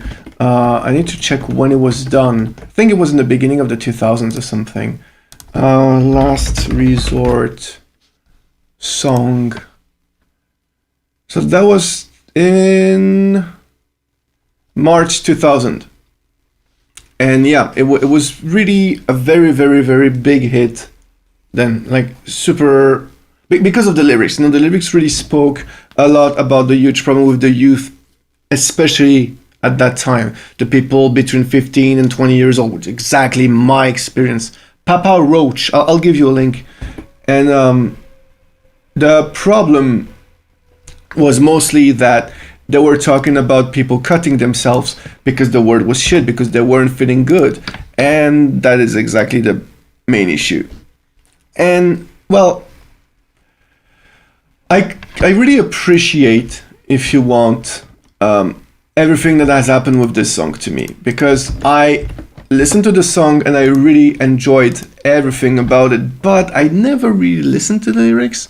And when I was doing this whole song and I really realized I cut my life into pieces and everything, I'm like, holy shit, that song is a call for help. A very big call for help. And I'm like, I read a lot of comments about that song and people were really telling like, yeah, that was helping me because they were telling exactly what I needed because I felt understood. And it's so good. And I'm really happy just for that. All right, let's keep on. Another very short song, Blur Song 2. There's no reason why I did that song except that I just love that song so much. So here we go. Blur Song 2. It's a fucking hymn. It was a fucking blast as well back then. When was that release? I need to know. I really need to know. 87. There you go. On the self-titled album, Blur by Blur. And the song is called Song 2, which is fantastic. Just because it's called Song 2 just makes it 1,000 times better. Here we go, Blur Song 2 in a bit thicker metal version.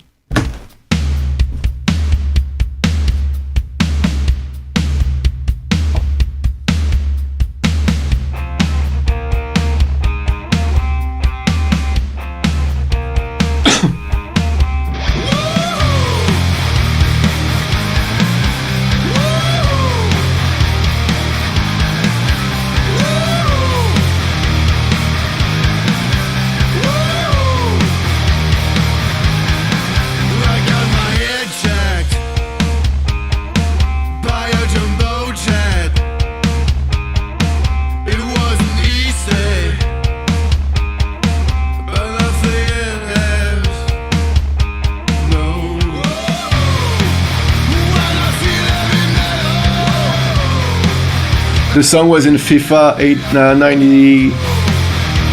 Fuck. FIFA 98, which was my favorite FIFA game.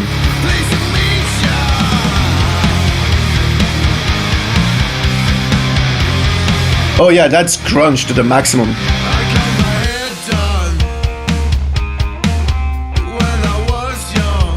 1997, sorry. Not 97, sorry. I'm stupid. It's not my problem. When I see every metal, when I'm beating every low, when I lie and let me say, roll all the time, but I'm never sure what I need you. Please don't mix ya.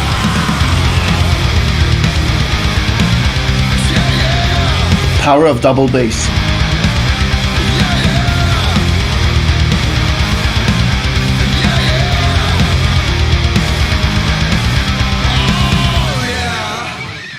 So the song was actually done in 97 and it was featured on the video game FIFA 98. That was a good old times, people. Our next song is, oh yeah, so that's the one I was talking to you about, Jerome. So this is Frozen by Madonna, which has always been one of my favorite songs. And fun thing, very, very fun thing, the Frozen song went into some kind of huge problem with Madonna, because as you know, Madonna, she's not composing songs. She's doing, interpret, like she's doing the lyrics and the vocals, and she's doing fine with that. So someone else composes the song, and that song was a ripoff of another song done by a Belgian guy, and he actually won the whole thing, as far as I know. But the very original song is really different as well. And to me, yeah, exactly, to me, it's one of the best songs of Madonna ever. So fucking dark, but holy shit. And so here, in this version, I'm on the lead, and Laura again does backing vocals, because I told her it would really help me to get this thing from a female singer as well with it. But the part that I'm the happiest about is around here. It's the solo part. So the solo part, if actually you want to pay a bit of attention, on the solo part, there are a lot of backing vocals doing the solo, with of course guitars too, but a lot of backing vocals, and these are vocals I'm super proud of. So anyway, here's Frozen, and I don't mean the Disney movie, god damn it.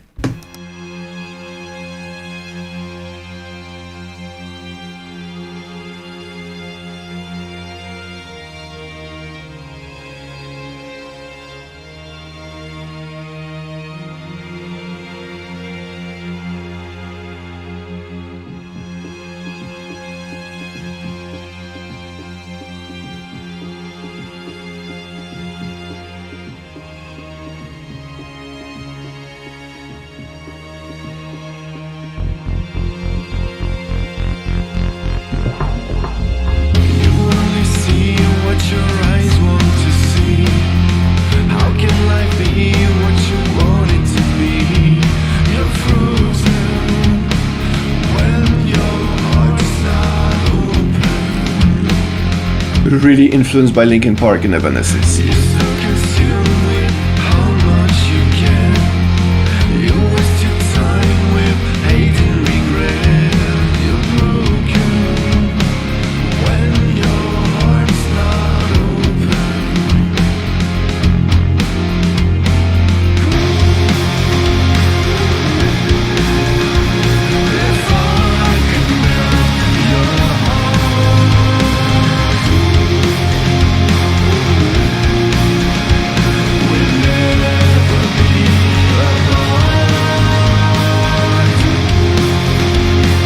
I fucking miss Chester Bennington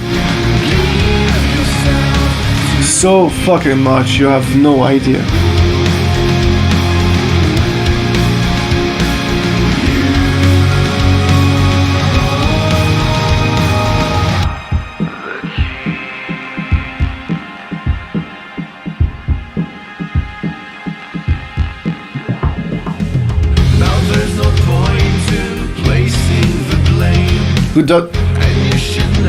Who doesn't miss Chester Bennington? The people who killed him, of course.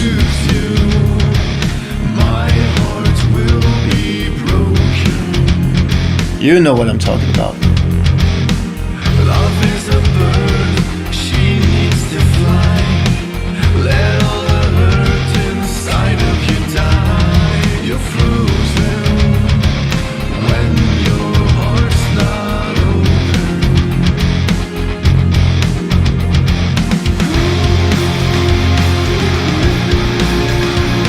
If I could melt your heart, we'd never be apart.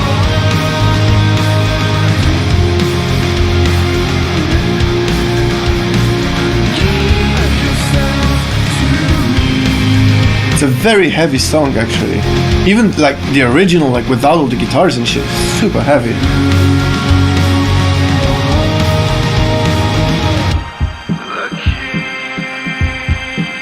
I try to keep attention to the backing vocals.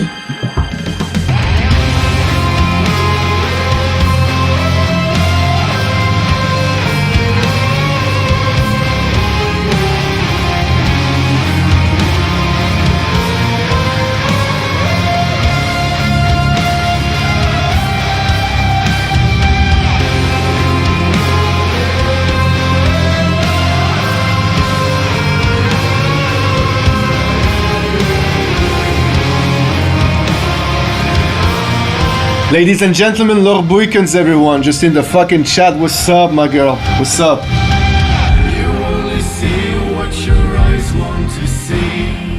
How can life be what you want it to be? You're frozen. So happy you could come. Your heart's not open. We passed the tattoo song already, and of course everyone fucking loved it. Of course.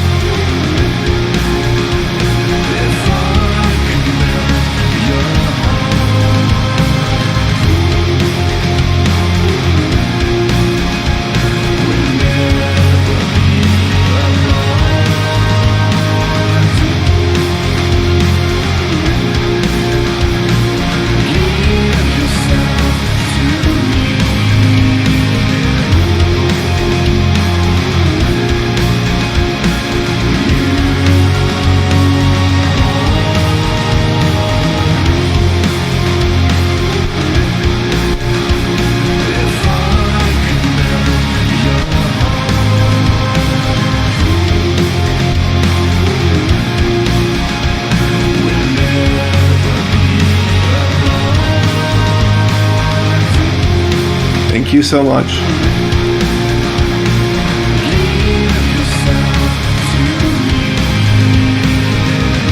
Yeah, without Laura's vocals, it wouldn't have been so good.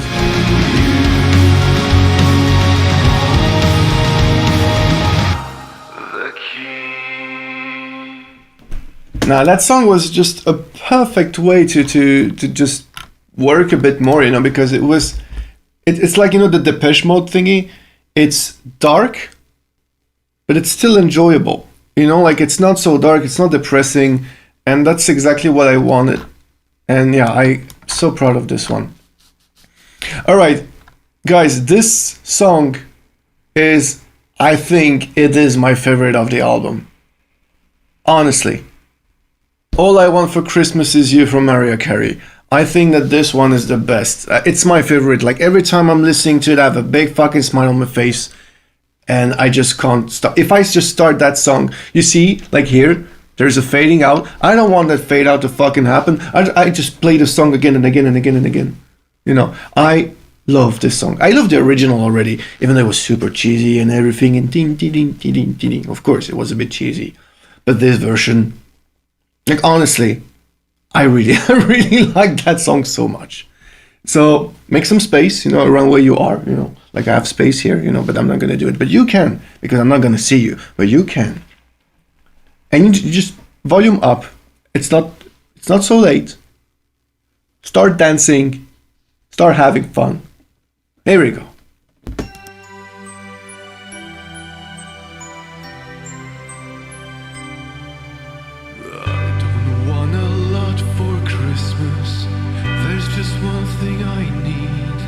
I don't care about the presents underneath the Christmas tree. That's cheesy. I just want you for my Choirs. own, more than you could ever know. Make my wish come true. All I want for Christmas. I'm gonna put more volume on my headphones.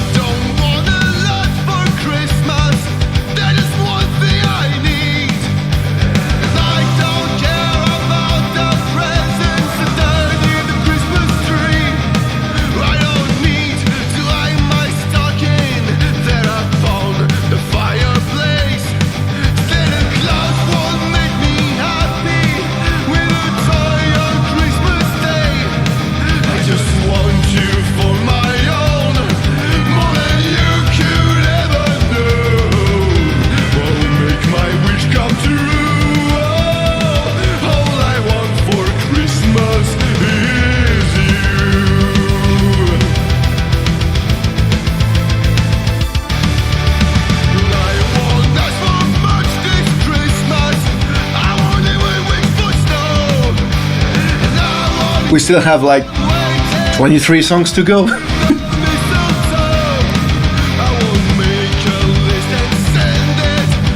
Oh yeah, like last Christmas, everyone hears that, but not this version. I want this everywhere, motherfuckers.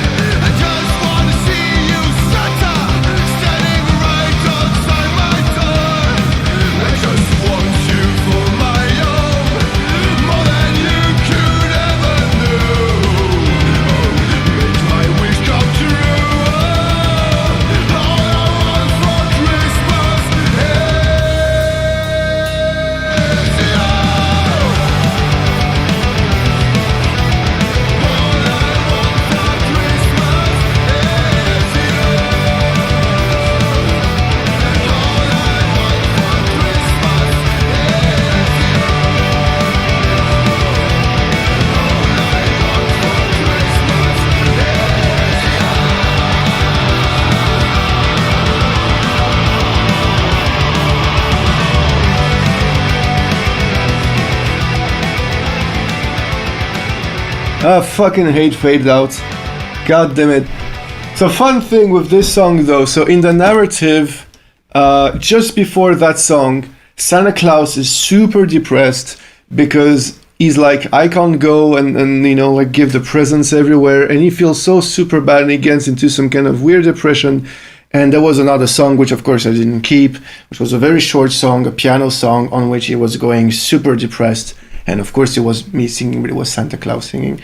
And so at some point after that, I'm like, there is a super happy kind of background music, and I'm just like trying to get him off, like, come on man, no, it's gonna be fine, like everything is gonna be great. I mean, we need you, everyone, the world needs you. Like I was just going like full fucking cheesy Hollywood up in this motherfucker, and I'm just finishing about like we need you. You know why? Because all I want for Christmas is you. Bam, the song starts, and it was just so perfect. The narrative was so amazing.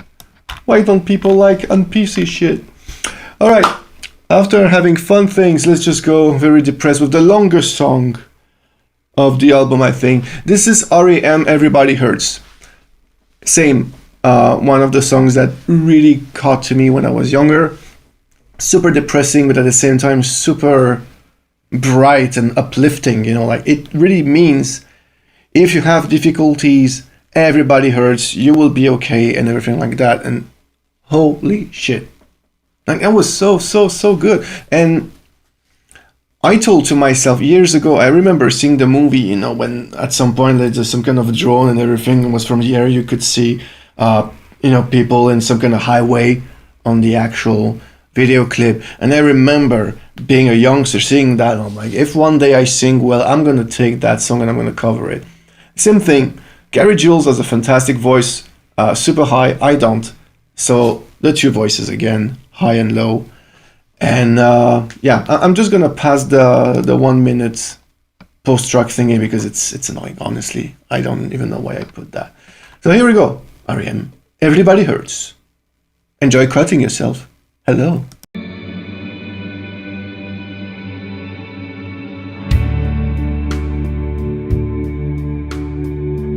Yeah, it's very, very post-rock.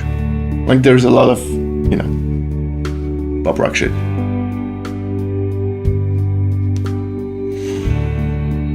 When your day is long, It's a weird voice though. and the night, I mean the two together. the night is yours alone. I never heard the Course cover. Send that to me in private message, please. Of this life, well, hang on. This is really cheesy. Don't let yourself go.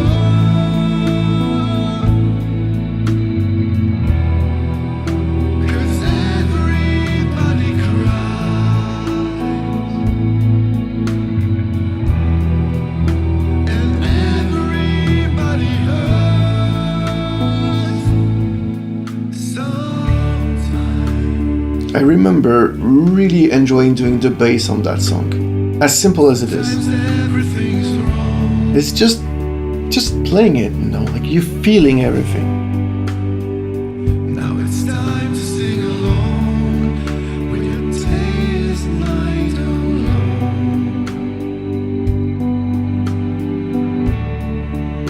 If you feel like letting go,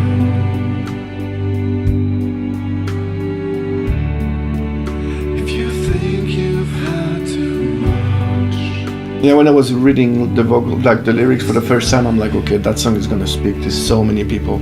well, hang along.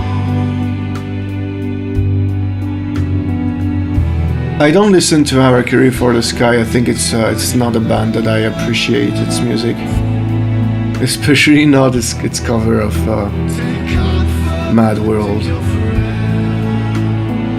But I'm willing to listen to that song. I like Placebo a lot. Everybody hurts.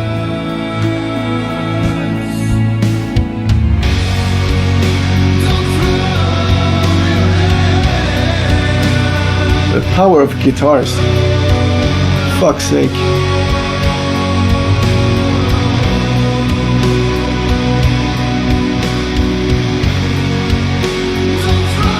No, I never dig into R.E.M. Actually, I know 2 songs, like that one and Losing My Religion. I don't know the other ones. I just, when I started making music, I just listened to the stuff that I really liked, and I just drawn myself into metal music, which is my problem.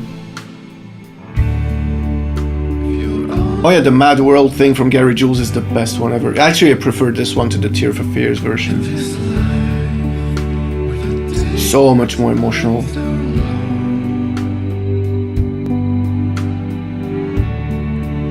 When you think you've Of course, my opinion is my opinion. It's not the best opinion in the world, and I do not hold the truth, just so you know. Love you all.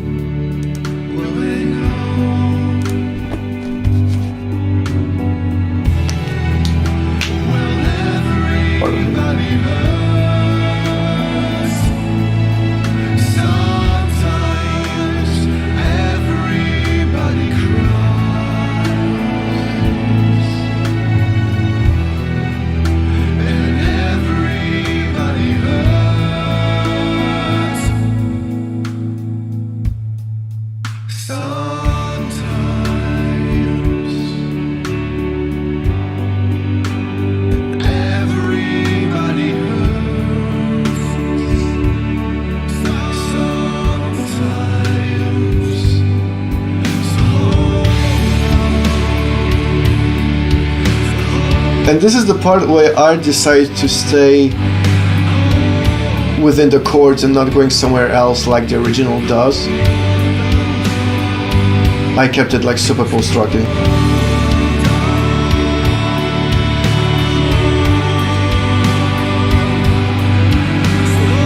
And you can hear choirs.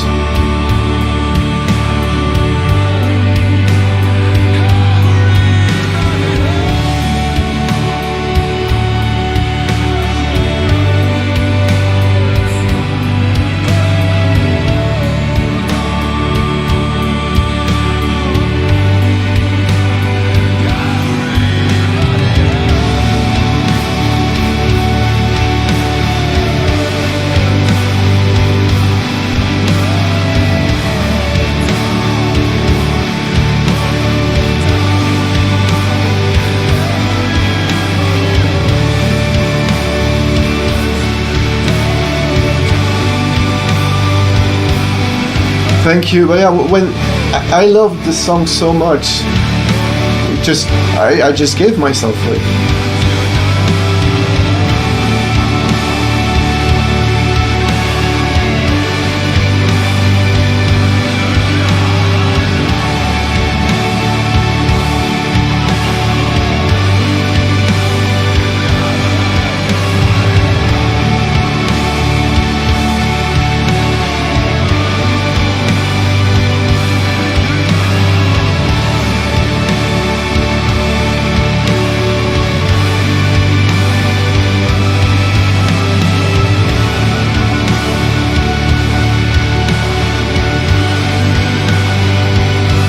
You see, for example, like this is one of those riffs that I could be okay with listening for hours.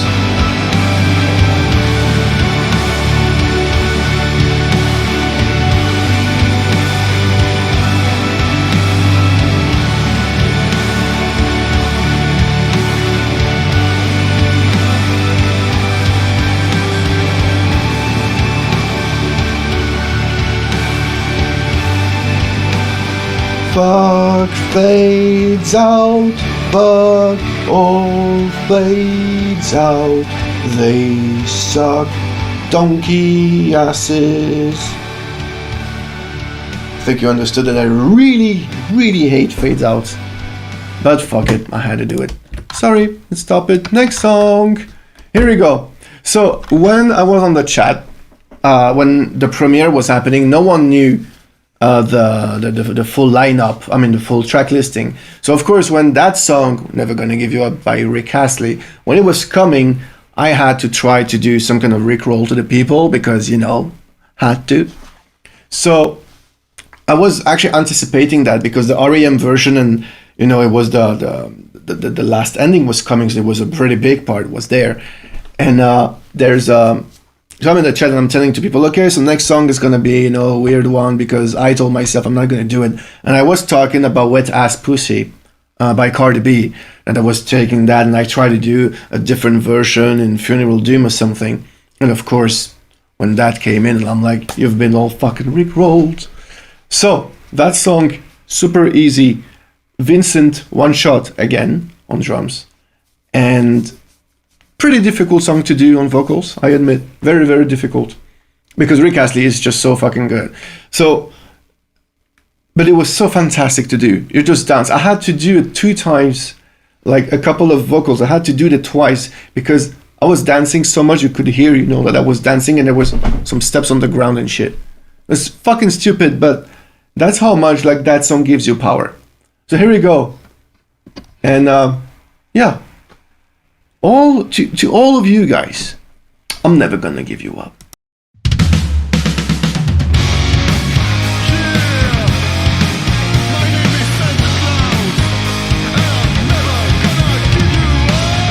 And of course, that was the song where Santa Claus was happy and being brought back, hence the intro.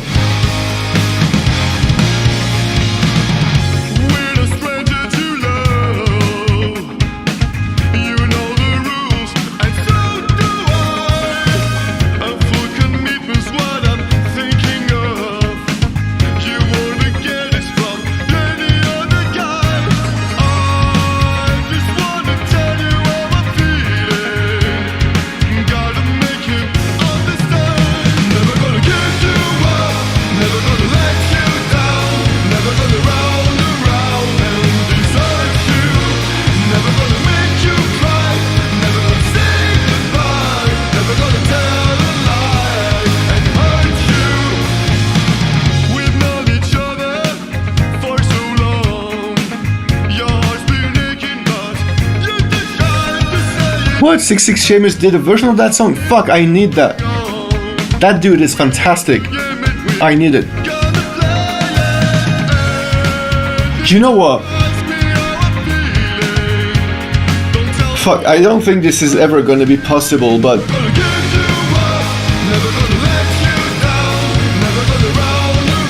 I wish I could go on some kind of, a big fucking 2-hour concert on which I play only these songs with a chosen lineup. That would be fucking amazing, but it would be so fucking hard to do. Oh Christ, I really want to do this.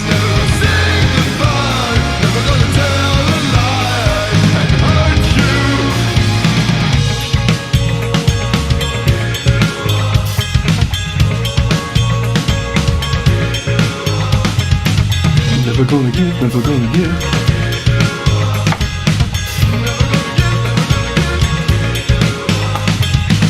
We've known each other for so long. Your heart's been aching, but you decide to say it. Inside we both know what's been going on. We know the game and we're gonna play it. I just wanna tell you how I'm feeling. Gotta make you understand. Never gonna give you up. Never gonna let you down. Never gonna round around and desert you. Never gonna make you cry.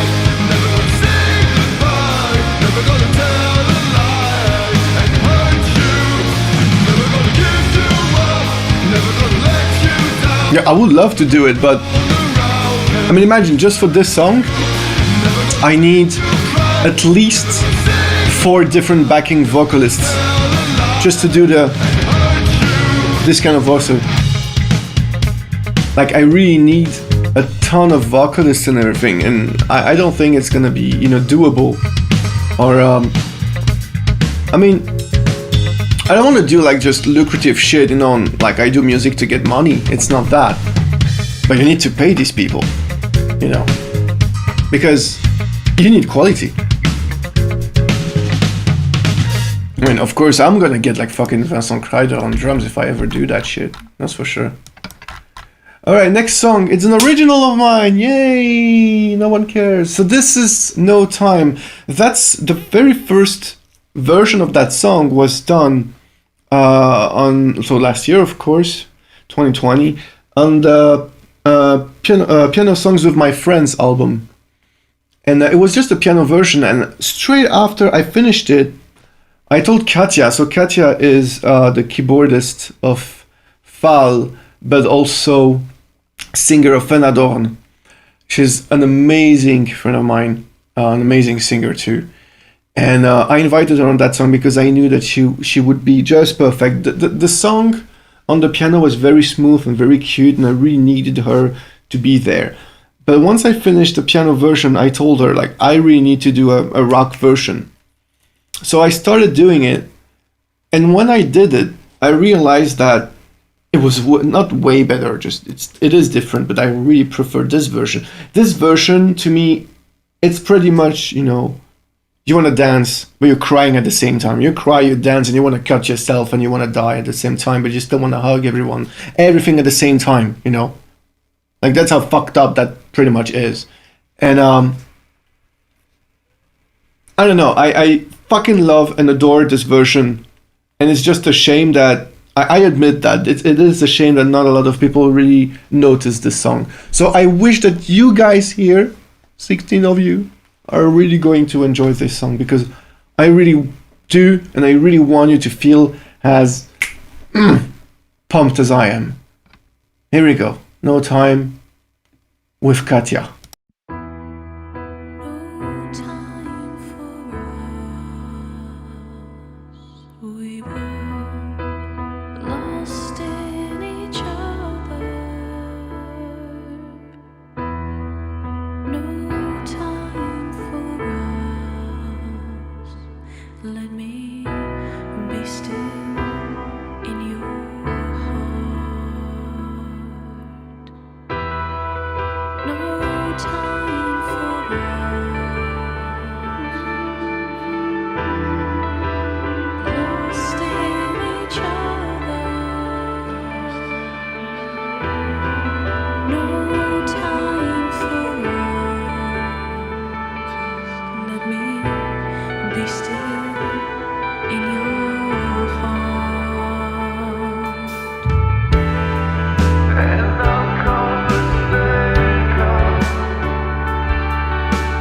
separating us again. And I'll count the hours,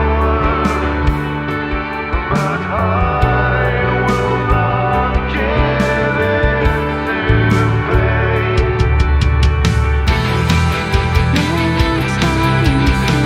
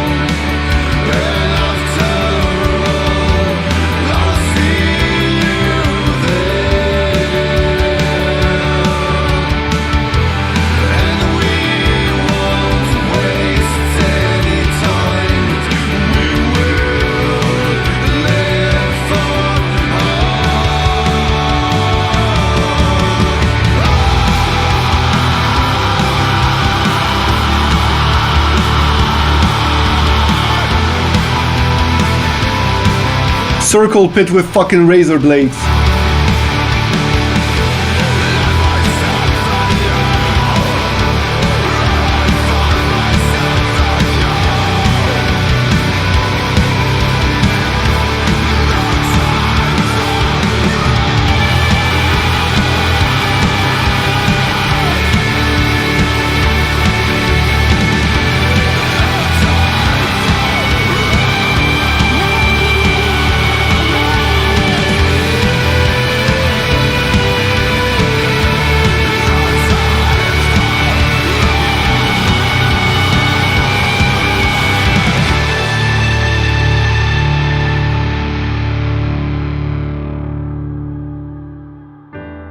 we were naked in rapture.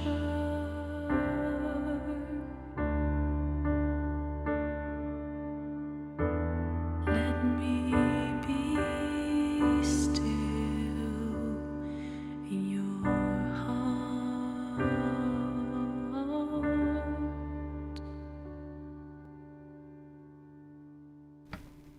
Alright, true story for you guys. True story. So I re-recorded my voices because the first time that I did it, like the rock version, I did some vocals I was really happy with, but the song didn't hit as much as I wanted in a way, even though it was okay. But when the Pandechristmas thing happened and I took, the song and I started redoing it, and I'm like, okay, I really need to redo my own vocals because I'm not really happy with them. So when the scream part came, I had to do it like many times because I was never happy with the tone of it.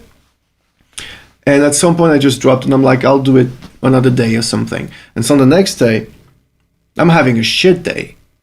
And I'm just like, the only thing that was really helping me was doing these songs, the Pandechristmas thing. And I'm like, okay, this song is really getting on my nerves. I'm just gonna go do one scream, and if I really want, I will edit and stretch and, cheat out of this thing. And I did the scream 2 times. Because the first time I actually bursted out in fucking tears just hearing that song, because I decided that I didn't even want to hear myself. So I just put the song so loud and nothing else, so I couldn't hear me scream. And I just heard the whole new song, and I just burst out into tears in my fucking vocal cabin and just listening to the song, and I'm like, fuck, I really hope the scream is okay. Because that's how I felt, like, oh, the scream is fine. I went back, the scream was shit. And after, that, I just finished crying. I'm like, okay, now I feel better.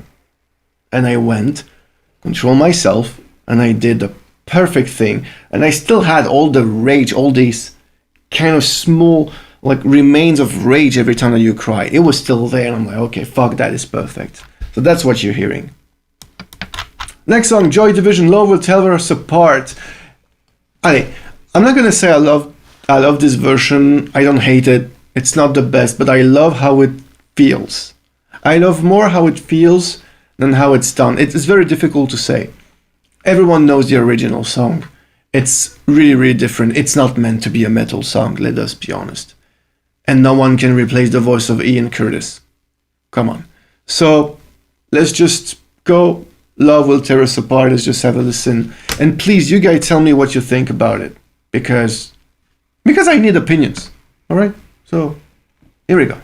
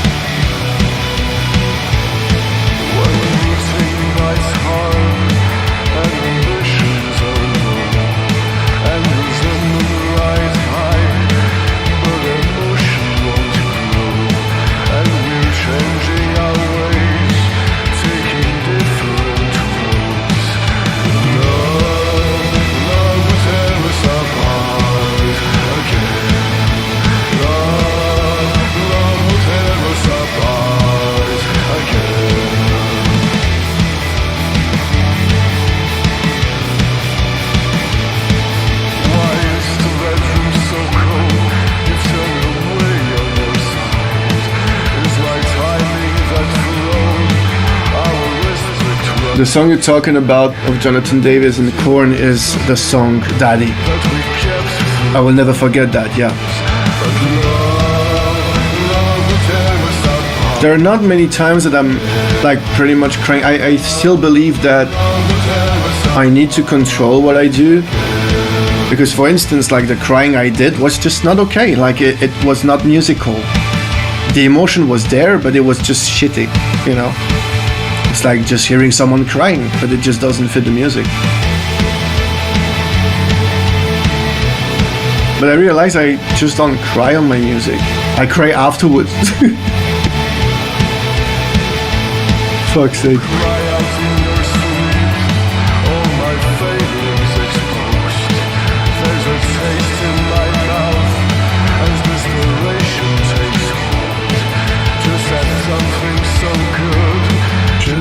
Function no more. Love will tear us apart again. Love will tear us apart again.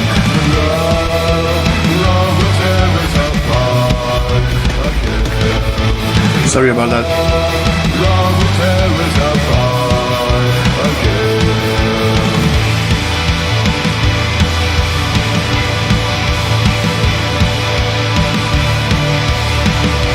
But I don't know. I mean, I like it. I still think it's a bit below the other ones, but it was a weird choice to have this song, you know. I mean, I don't know.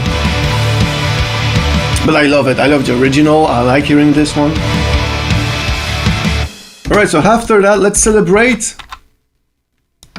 Yeah, Kool and the Gang celebration. Here we go, because I had to do some song from Kool and the fucking Gang. You know, I had to. Small thing, which is a bit of a pity that it didn't happen, but it is super fine. Normally, there was supposed to be a guest vocalist on this song, in the person of my very, very, very amazing friend Arno Strubble from Carnival in Cole, and We Work and We All Die Laughing. Unfortunately, he just couldn't do it because of lack of time and means, but it's of course fine, and we'll do something else together again. And we will. I just do not know how. There was a Polish Joy Division cover band at the Castle Party. Oh fuck, and I missed that. Well, thank you very much. So, how was the Castle Party? How were my boys with Wolven Nest? How were they doing? Because as far as they told me, it was a very, very good moment for them, and I really, really enjoy seeing them there. I mean, they send me pictures and shit. At the same time, I really, really wanted to be there, but I just couldn't, unfortunately. But I promise you, next time I'm in Poland, you know. So, Kool and the Gang celebration. Here we go.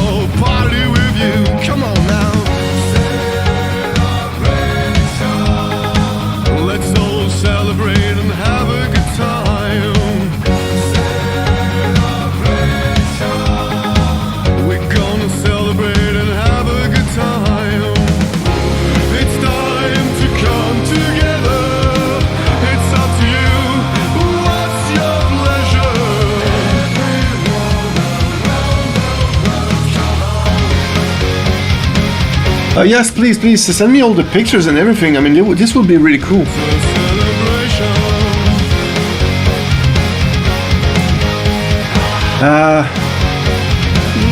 Yeah, you should watch that on the PC.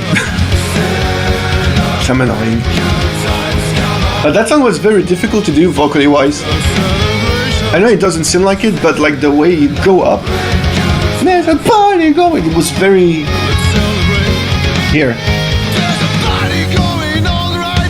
Try to keep your vocals with that. It was hard. So bring your good times and your laughter too. We gon' celebrate your party with you. Come on now. Celebration.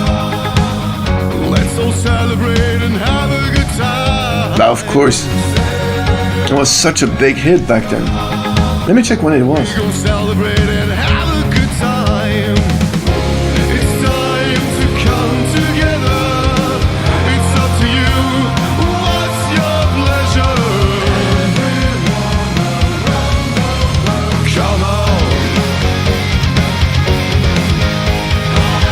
$19.80.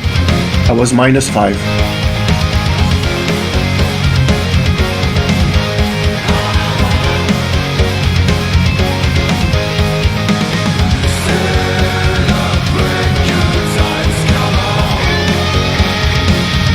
Can you just imagine this song this way being done live? It's fucking party time. I really want to do this. We're gonna have a good time tonight. Let's celebrate. It's alright. We're gonna have a good time tonight. Let's celebrate. It's alright. We're gonna have a good time tonight. Let's celebrate. Nice. And if you ever get married, I need a video of whatever you're broadcasting. Have a good time tonight. I'll make you your fucking wedding song. No problems. You tell me. Alright. Fun story. There's an actual American couple that got married on an Imber Luminis song. Come on now. They didn't send me everything because whatever, I didn't want to ask them. But they actually met thanks to one of my most depressing songs on Imber Luminis, and they fucking got married on that song. I shit you fucking not. And the guy had the fucking guts to come to me and telling me, yeah, so we're getting married, and I really want to know if you have a copy of that album, and telling me how much it's gonna cost me, because I want to have it so I can get married on that song. And I'm like, motherfucker, you won't, like, I'm gonna send it for free, I'm gonna put some hearts on it, and I'm gonna cry, and I'm gonna put some tears on it. Motherfucker, I was so happy. Because that's what we do, like the modern way. We can meet not on happy songs. And here you go, like they fucking got married and they're an amazing couple. They became friends. It's fantastic. It's celebration time, motherfucker. Like, there are no fucking coincidences, my people. No fucking coincidences. That doesn't exist. Just not. Alright, next one. Cry Me a Fucking River by Justin Timberlake, featuring Nicki, who doesn't want to be known. So I'm not going to say who Nicki is, but he's Nicki. Or she's Nicki. Oh, fuck. Anyway, actually, Nicki, I mean, he came to me, well, yeah, it's a he, fuck that. He came to me and telling me, like, hey, by the way, like, you're doing this weird Christmas album. I'm like, yeah. Because I think he saw the first Wham thingy. And he told me about it. Did you have a track list? And I gave him like a couple of songs. And he just like bugged on the Britney Spears one. I was like, dude, if you're doing a Britney Spears one, like you really should do a fucking Justin Timberlake one. And I'm like, yeah, but which one can be good enough, you know? I was like, go with Cry Me a River. And I thought about it and I'm like, this is gonna be fucking hard. Like the voice of Justin Timberlake, you know. Like Justin Timberlake is not just one hell of a singer. Like, he's controlling that shit so well. So, oh yeah, I'm saying a lot of bad words. I'm very sorry about that. That's the way that I am. I'm saying the same in French. And so the thing is, Nicki told me like, you know what, do it. I'll do like vocals for it. I'm like, well, lead vocals is like maybe not lead vocals, but I can do choirs or something, like whatever choruses. And I thought to myself, okay, that's my challenge. I need to do that song and I need to do it well. I need to do it metal, but very, very close to the original too. So everything was redone. Nothing was taken out of the original. Again, like in same thing with any songs out of this album. But for example, this, like the way Timbaland does in instrumentals is doing, vocal noises. And I did that in this song. Same thing at the end, that supposedly it's a sample. I did it by myself. And that was the funniest song to do. But it's also a very dark song. And it's also, I think it's my close second favorite one. I think. So here we go. Cry Me a River by Justin motherfucking Timberlake.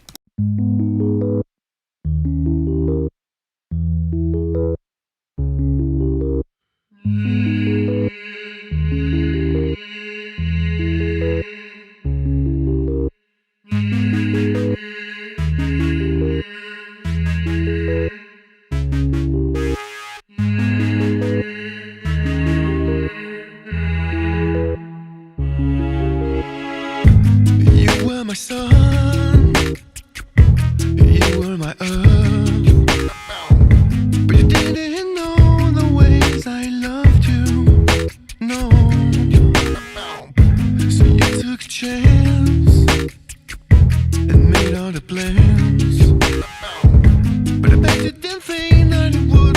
crashing down. No, you don't have to say what you did. I already know. I followed from here. Always a French accent. With you and me, there'll never be. Don't make yourself. It's only you love me. Why did you leave me all alone? Now you tell me you need me when you call me on the phone. Girl, I refuse. You must have me confused with some other guy. The bridges were burned. Now it's your turn to cry.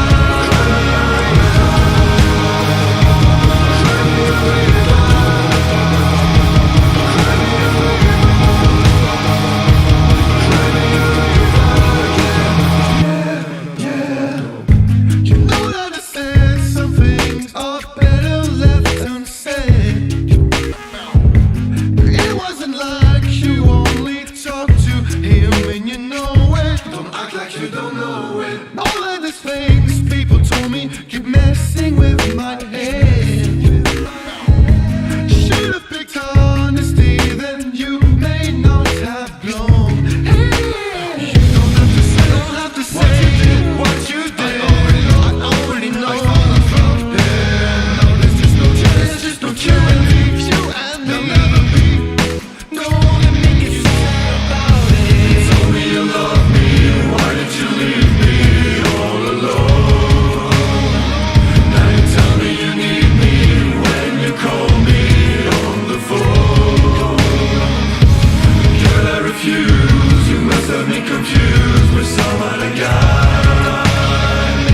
The bridges were burned. Now it's your turn to cry.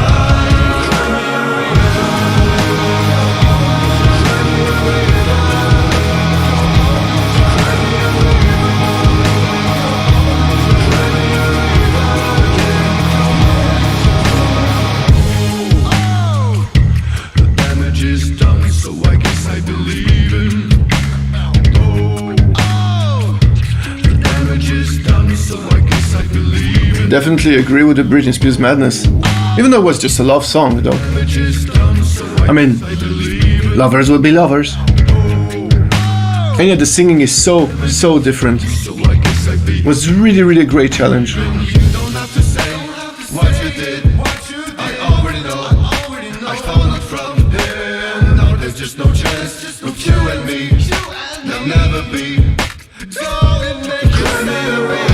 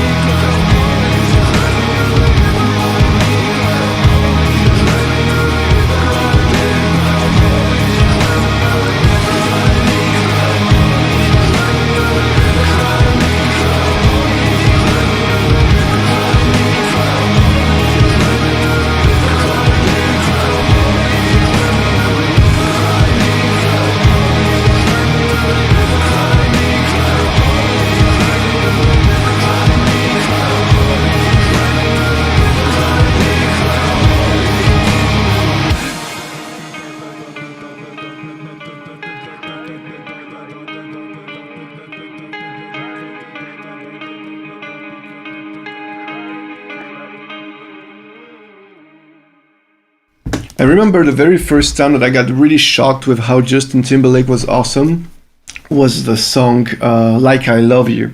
And I remember that a lot of people were saying that it was some kind of, new Michael Jackson thingy. And of course, it's different. But people just know this Michael Jackson because he could go, with this, the head voice. But holy shit. So fucking good. Alia, of course I know Alia. But yeah, but of course. I mean, you know it. You just know it.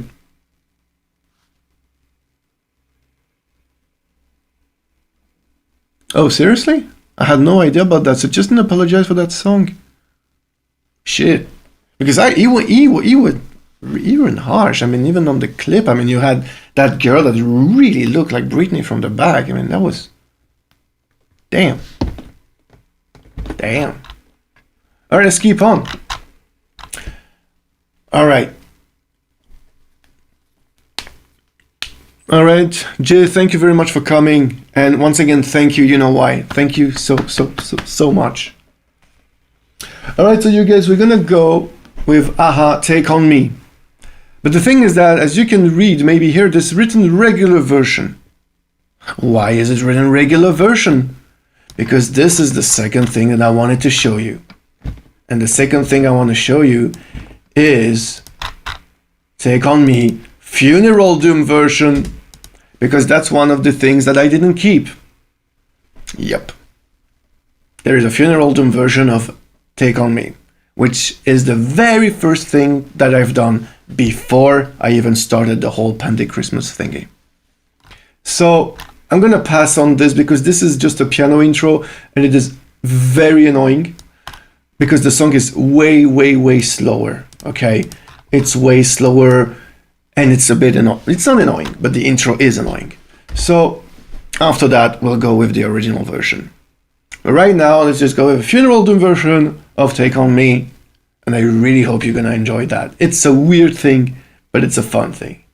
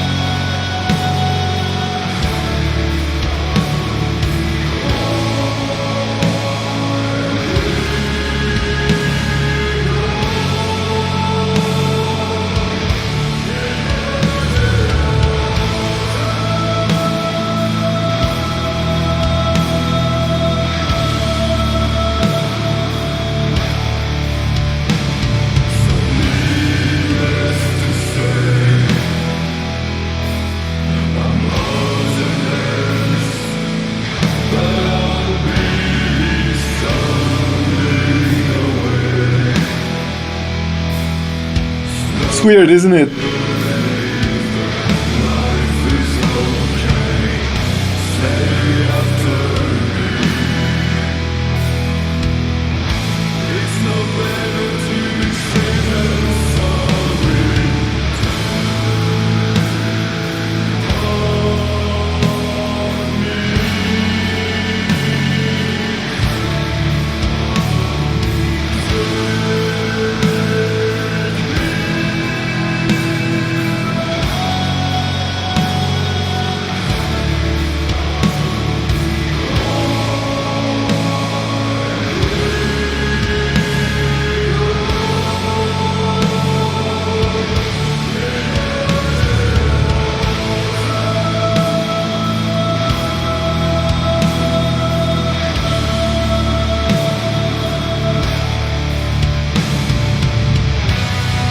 Okay, so there's a shit solo, so I'm gonna speak during this one. No, I really prefer the original or even the other, the more normal version that I've done afterwards. Because this was just a tryout, you know, like the song is not finished, that's why it wasn't released or anything. And so that's why I changed it, because I wanted people to have fun and dance, you know. When I did the Wham thingy and then I did like a couple of songs and I realized that I wanted this to be something danceable, something more fun than just the kind of feel, you know. So that's why I decided like, yeah, it's fun, but there's something missing, you know. And I wanted it to be something danceable. So I'm gonna stop it there because then, you know, it's just a chorus again. So here we go, and let's take the original. You get what I mean. Here we go. Circle Pit. New Wave Circle Pit. New Wave Circle Pit. Like Circle Pit with eyeliners. Enjoy, you guys.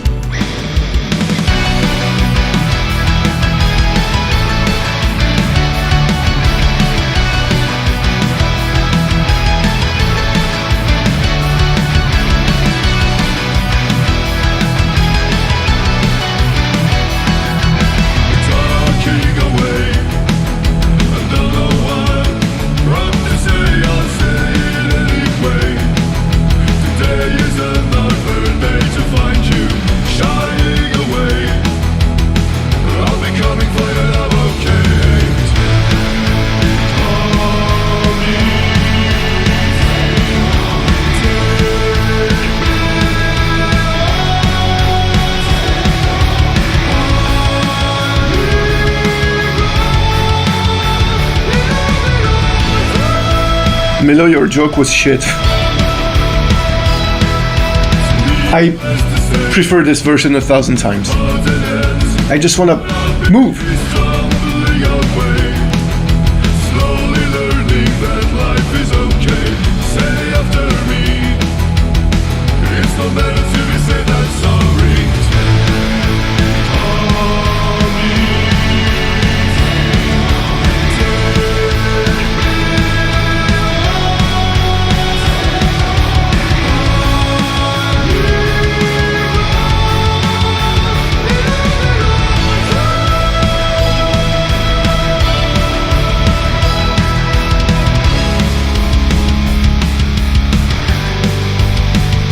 Solo.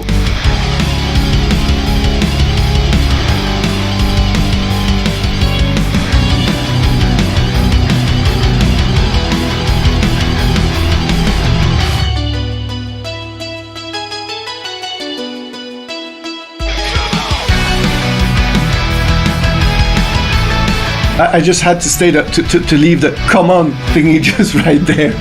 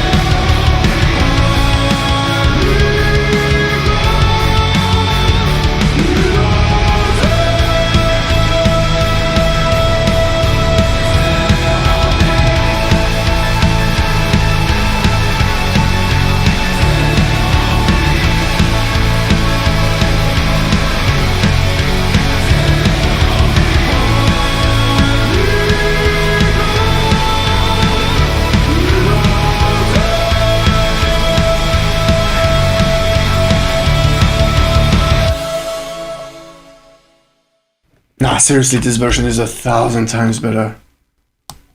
I mean, as far as I'm concerned, I just love the feel, you know, like these feelings of, yeah, you just want to dance, you know. By the way, Isa, you really need to give me a couple of other songs from Aha, because I really do not know them at all. I just know that song, and I feel bad about that. Alright, so next song is What Is Love from Other Way. Whoever was born in the 80s, whoever was born in the, maybe not the 90s, okay, but let's say like the beginning of the 90s might know this song. This is super fucking known. It has been, I don't think it has been ever covered this way. I'm superbly happy that I've done it, and it was one of the hardest songs to do vocally wise. The very first What Is Love that you're hearing, I do not know how many times I needed to do that. Like, I really had to try it, then chill, because I just couldn't. Breathing again, trying it, no, coming back, drinking some water, and trying it. Many fucking times I tried that. It was hard as shit. So I had the first one, And I'm not gonna lie to you, I copy pasted it everywhere because fuck that, I'm not gonna do that again. So if one day I do this song live, I'm not gonna do this. What is love? I'm gonna hire someone just to do that, you know. Just one singer to do just the beginning. Alright, same thing, circle pit, dance. What is love? Baby, don't hurt me. Don't hurt me no more. Baby, don't hurt me. Don't hurt me no more.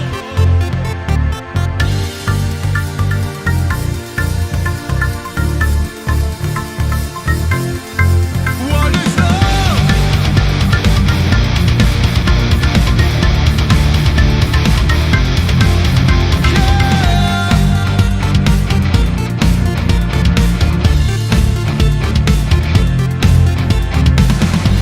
Now I don't know, do not fear. I give you my love, but you don't care. So what is right and what is wrong? Give me a sign. What is love? Baby, don't hurt me. Don't hurt me no more. What is love? Baby, don't hurt me. Don't hurt me no more.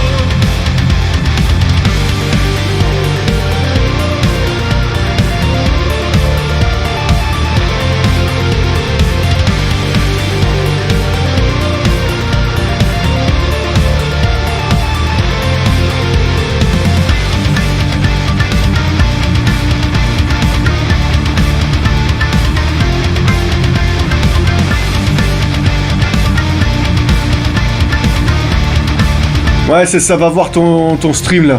Allez. I don't know, what can I do? What else can I say so to you? I know it was just me and you. I can't go on. What is love? Now, try to imagine this song in a very, very, very like cold wave. That would be so good.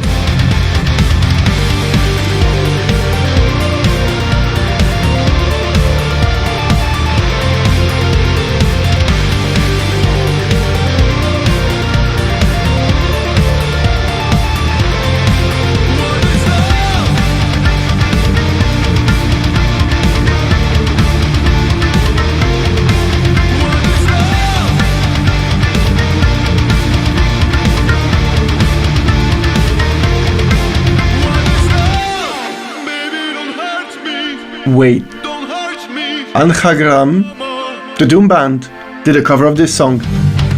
I need this. I really need that. Please send that to me. Don't hurt me. Don't hurt me. I wanna rather, no other lover. This is our life, our time. If we are together, need you forever. Is this love? What is love? Baby, don't hurt me. Don't hurt me no more. What is love? Baby, don't hurt me. Don't hurt me no more.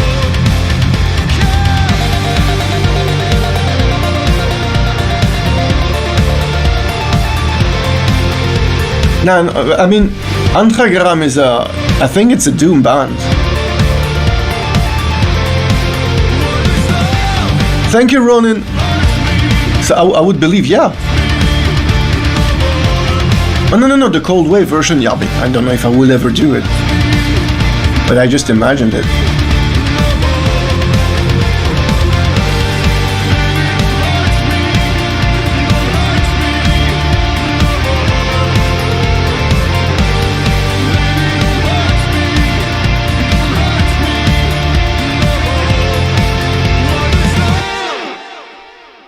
Alright. This being done, I think we're gonna go with an original song. Yes, exactly. Christmas in a Skate Park in South California. that's the name of the song. And a bit of a Sum 41 Still Waiting, kind of a more of a wink than the cover. This song is just fun. So in the narrative, at some point, I'm talking, about like with Santa Claus about whatever that we do when we are bored, and that it would be nice that we can go outside and do whatever we like to do. And in my narrative, Santa Claus is some kind of Ali. He is like immortal. Let's just put it this way. So he's seen, like everything. And then at some point he started to speak about how much he loves so much skateboarding. And so this is why the song started to do, because in the narrative it was telling me about like, yeah, you should make a song about that, but how do you want to make a song which contain skate and Christmas? And I'm like, yeah, skating park in South California when it's Christmas time, And that's pretty much what it is. It's a fun song, and I like the way it is. There's a more of a punky feel. And no, Milo, I don't blame you. Do your stuff.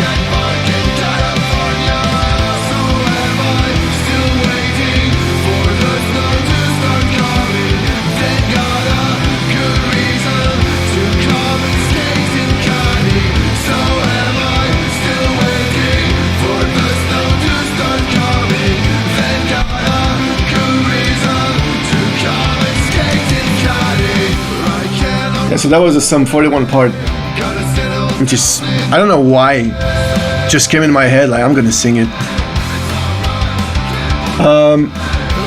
So Lemigos just asked, do I have enough songs in stock for possible second Pandechristmas album? I will simply answer this thing. We're still in the pandemic, and there's gonna be a Christmas around the end of the year. Yes, of course I'm gonna do a Pandechristmas too. What do you think? Of course. I don't have enough sound though. I'm gonna do something else. I have shit in my mind. It's gonna be so fucking good. I just love doing this so much that I will try to do it as much as I can. And I'm not gonna wish for the pandemic to keep on though.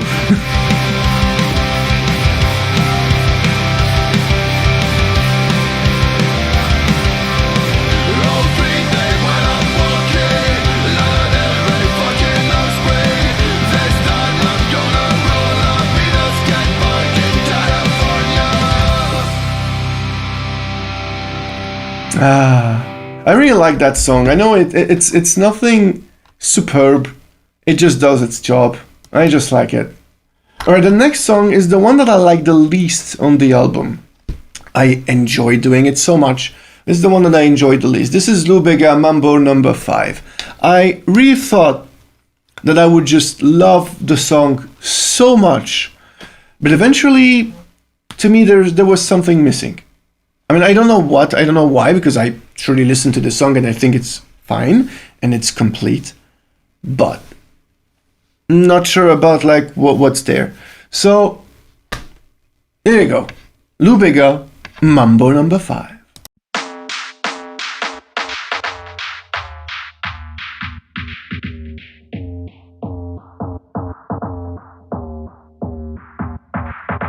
One, two, three, four, five. Everybody in the car, so come on, let's ride to the liquor store around the corner. The boys say they want a gin and juice, but I really don't wanna.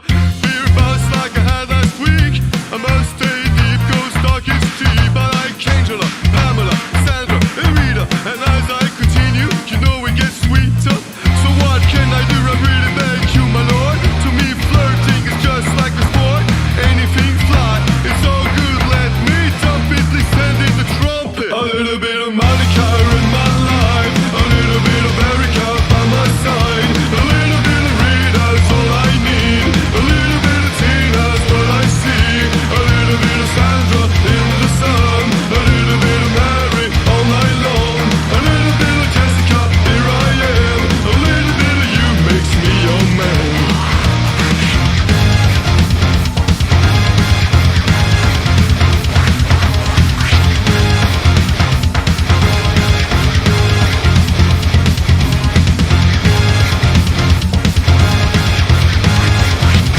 Mambo number 5. Jump up and down and moving all around. Shake your hand to the sound, put your hand on the ground. Take one step left and one step right. One to the front and one to the side. Clap your hands once and clap your hands twice. And if it looks like this, then you're doing it. A little bit of Monica and Like seriously, a little bit I enjoyed so much doing the vocals on this one. of Rita's all I And it's okay, it's danceable and it's nice and it feels that it fits on the album, but in the sun. A little bit of Mary, I don't know, something's missing a little bit for me. here I am. A little bit of you makes me your man. Oh yeah, no, it's hard. So not easy at all.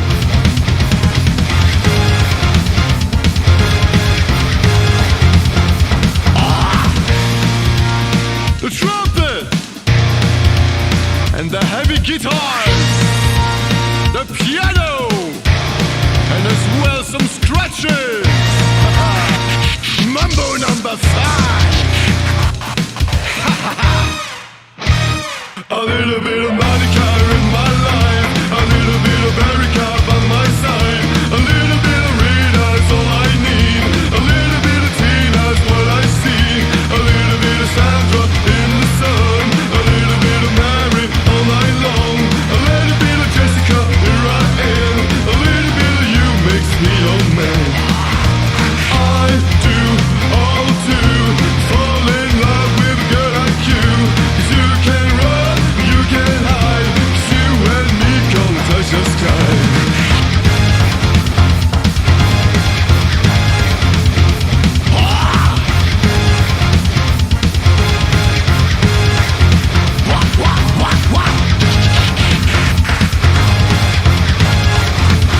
Mambo number 5.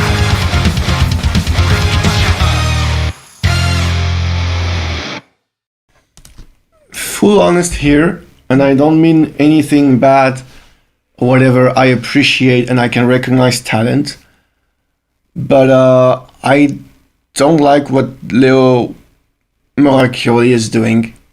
I just don't. I try to appreciate. I listen to many of his covers. I just don't like. Very sorry. All right, let's keep on with one of my favorites here.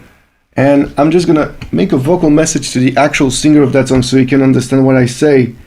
So this song is Smash Mouth I'm a Believer featuring Renato De Folco on lead. I mean, on the not on lead. He's gonna be the lead on the other song, on the last song. But here is doing the chorus and the end.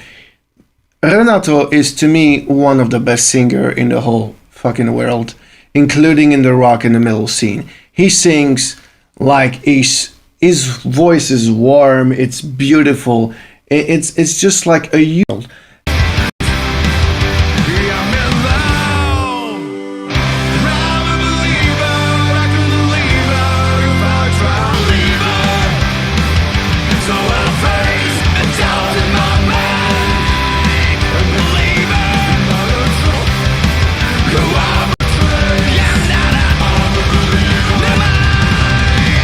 Much, honestly. It really switches tag.